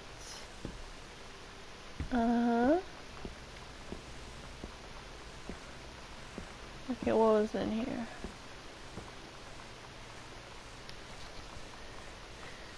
Dear Mr. Greenbrier, first let me say that I hope this missive finds you well.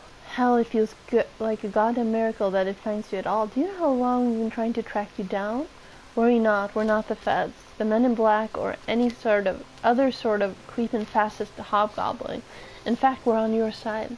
Let me start from the beginning. Unknown Dimension is what you'd call a specialist publishing house. We traffic in the weird. The ahead of its time, the lost but not forgotten by a small but dedicated group of plugged-in bibliophile types. of out there mass market shunning visionary expression that refuses to be taken on by any but its own terms. Oh. Okay, that was a little too much in one sentence.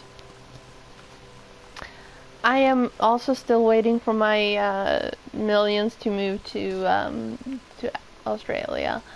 We've had an unparalleled run since our inception 4 years ago, unearthing and reviving Christ or zombie-like timeless works such as Anna Bestman's Message to the Snake Man, It's Inside Me by Jens Keller, and Emil Krieger's off-band Venusian Flesh Traders. But ever since we discovered tattered copies of your Accidental series at a church rummage sale in Long Branch, New Jersey, we've been trying to track down the author of this weird and dark American outside art. It's just the kind of forgotten portal into the 20th century civilization's anxieties and delusions that our readers lose their minds over. James Bond and Harrison Ford might be the dick-swinging heroes that modern suburban Americans want, but John Russell, mild-mannered insurance agent by day, reckless history-revising sociopath by night, is the twisted peacekeeper that it deserves. It is our mission to bring him back to life. Okay, so I've typed plenty. What do we want from you?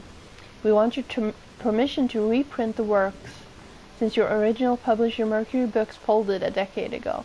We want you to supply a new foreword for the books to appear in brand new editions of The Accidental Savior and The Accidental Pariah, to be produced by Unknown Dimension as a limited run and marketed directly to a discerning customer base. And we want to offer you a portion of the proceeds, contract to follow, assuming you're interested in coming along with us on this weird odyssey.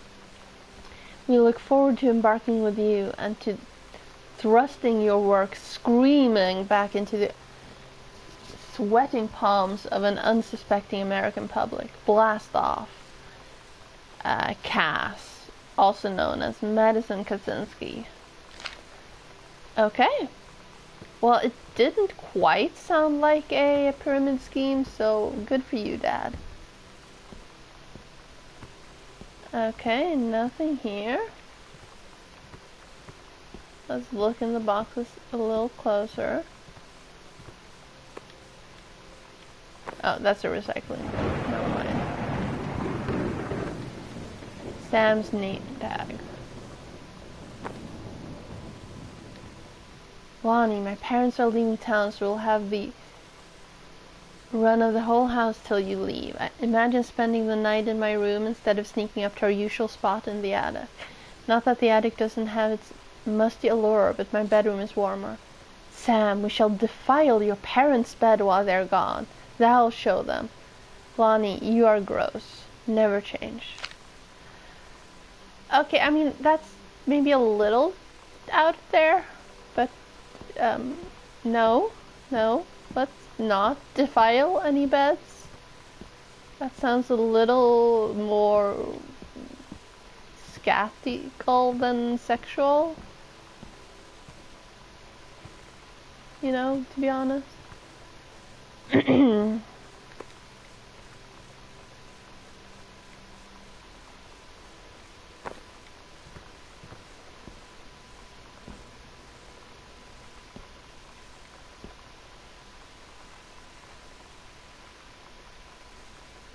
Oh, they're gone for another few days.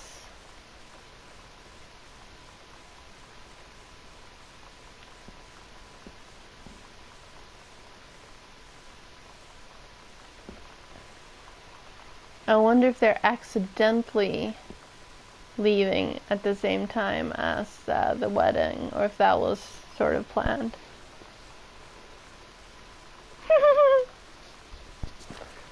Oh, that was me pressing the wrong button again. Bruce Pendleton, having received your formal acceptance letter, I write to congratulate you on your new position as Regional Conservation Director in the State Forestry Service. We wish you luck in your final weeks at Flintwood National Forest, and very much look forward to welcoming you at your new desk in the State State Forestry Office at 8 a.m. on May 1st. Yeah. Wait, did I read this note? I'm not sure I read this note. Samantha and Denial were in the woods one day. It was sunny and they were on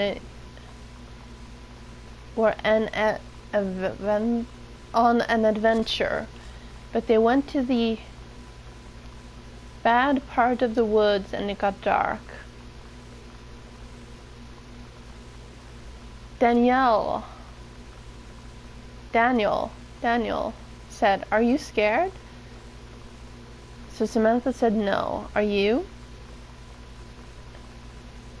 They laughed and went more into the bad part than they went to a part that was never there before, and there was a ship, a pirate ship, on an ocean. Samantha said, "I'll be the captain and you be the first mate." Daniel said, "I am the captain." And they went on the pirate ship and started sailing away. Daniel finally came over to get his game. I'd been dreading it. But he brought this story with him that I wrote when we were little. I started reading it, and then there I was, crying at the kitchen table. He asked what was wrong, and I was thinking about how we used to be friends, how much I'd taken for granted. But instead, I told him about school, and Dad, and Lonnie. And then how sorry I was that I wasn't his friend anymore. He gave me a hug and said it was going to be okay. For some reason, I almost believed him. Oh, hang on.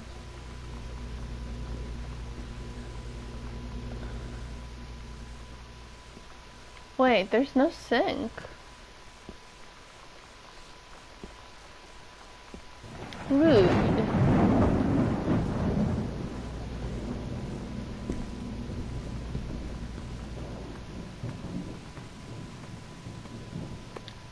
I sent this one from Barcelona. I've been there. Like, literally, I've been at that building. Although everyone goes to that building when they're in Barcelona.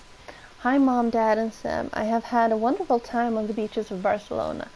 Dad and Sam, I think you would like the gaudy architecture. It's from a strange alien world. I'm heading to my final destination, Amsterdam. For how long? That depends. I'm running low on money. I will look for a cheap standby ticket and call you when I'm heading home. Sorry for the short notice. Can't wait to see you all again. It'll be good to be home." Postmarked May 19th, 1995.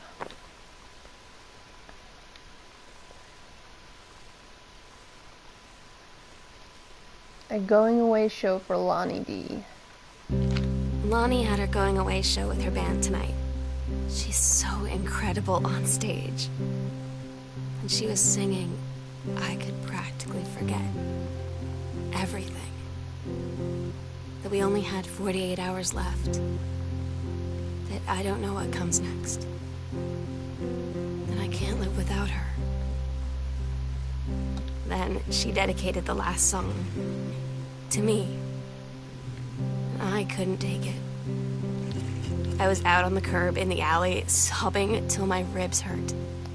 Risotto. I would follow her anywhere, Katie. But I can't.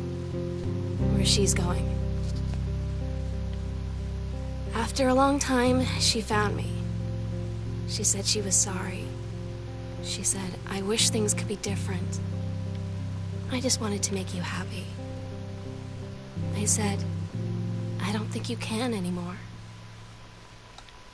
Aww. If this magazine exists, I might need it. Because I love risotto. Yes. Yes. Okay, I think I have now turned on every single faucet in the house.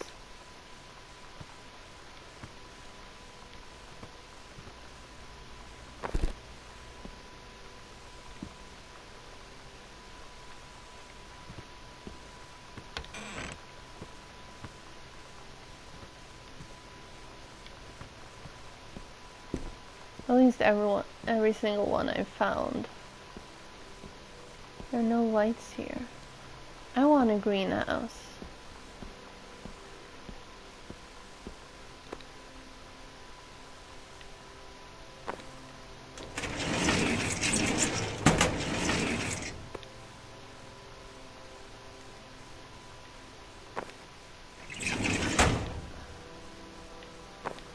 Couples counseling.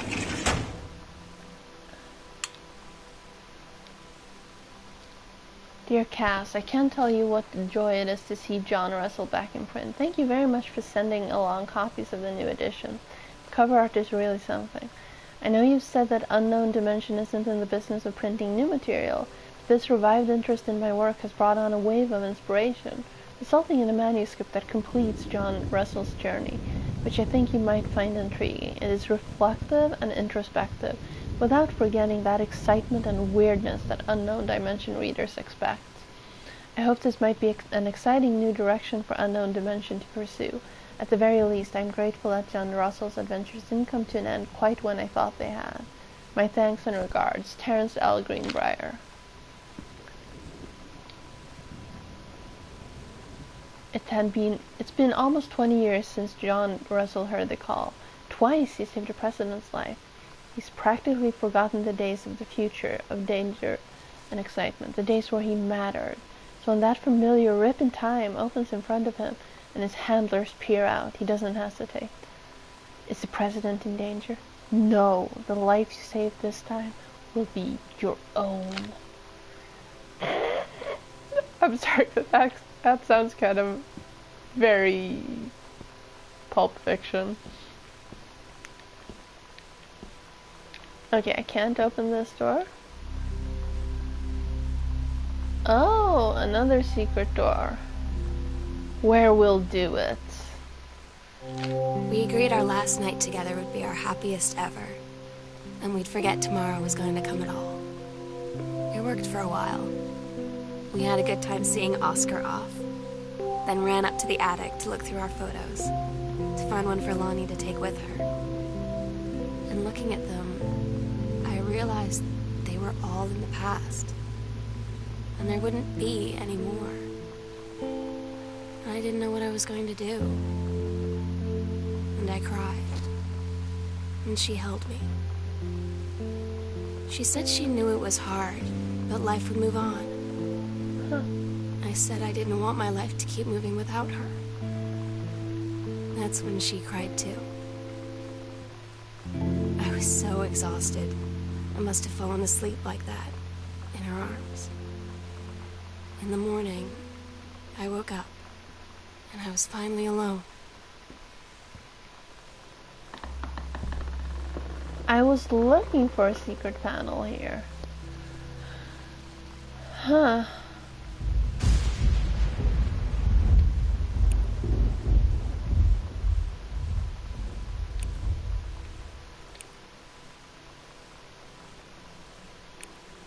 Okay, I guess this is where the key to the attic will be. Oh dear. Possession and exorcism. Interacting with the supernatural and releasing unwanted spirits. Oscar's name tag from the pharmacy. Ooh, the attic key. Honey snaps. The Another sunset soda light can. in this house is the saddest thing I've ever seen. I just want to sleep. When I'm in the attic, it almost feels like Lonnie could still be here. She's just downstairs. I'm just waiting to hear her pull down the hatch and come running up. Maybe I'll go up to the attic and wait. Oh god, don't tell me I accidentally picked another game where there's a dead body and everything.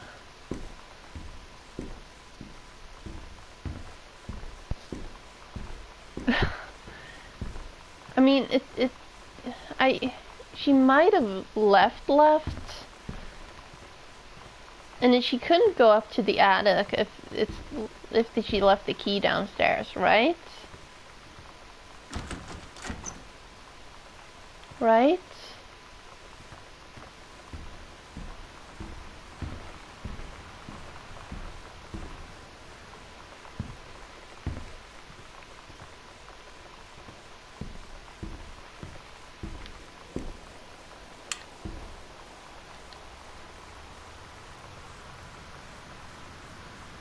Sam, I'll always remember what we had.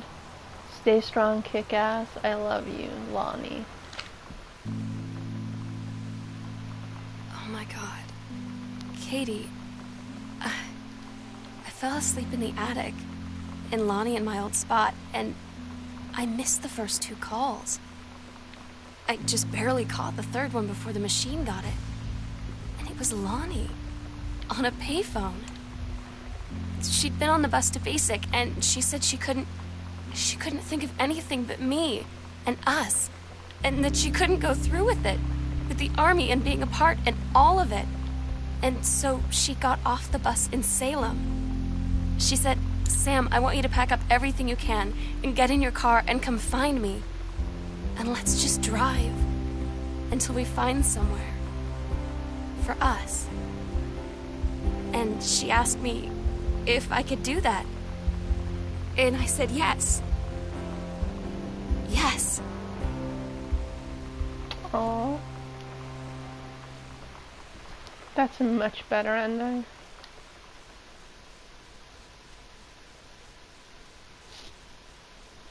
Katie, I'm so sorry that I can't be there to see you in person, that I can't tell you all this myself.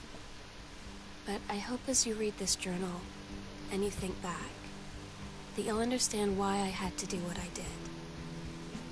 And that you won't be sad, and you won't hate me, and you'll just know that I am where I need to be. I love you so much, Katie. I'll see you again, someday. Love, Sam.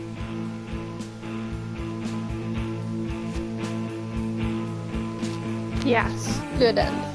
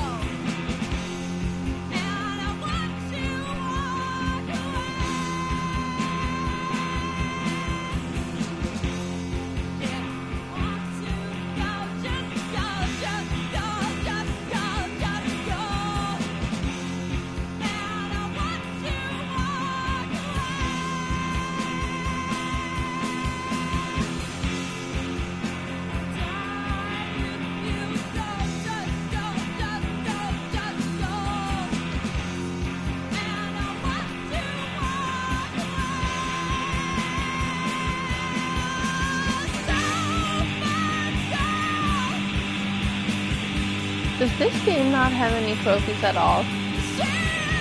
Or did I manage to miss every single one?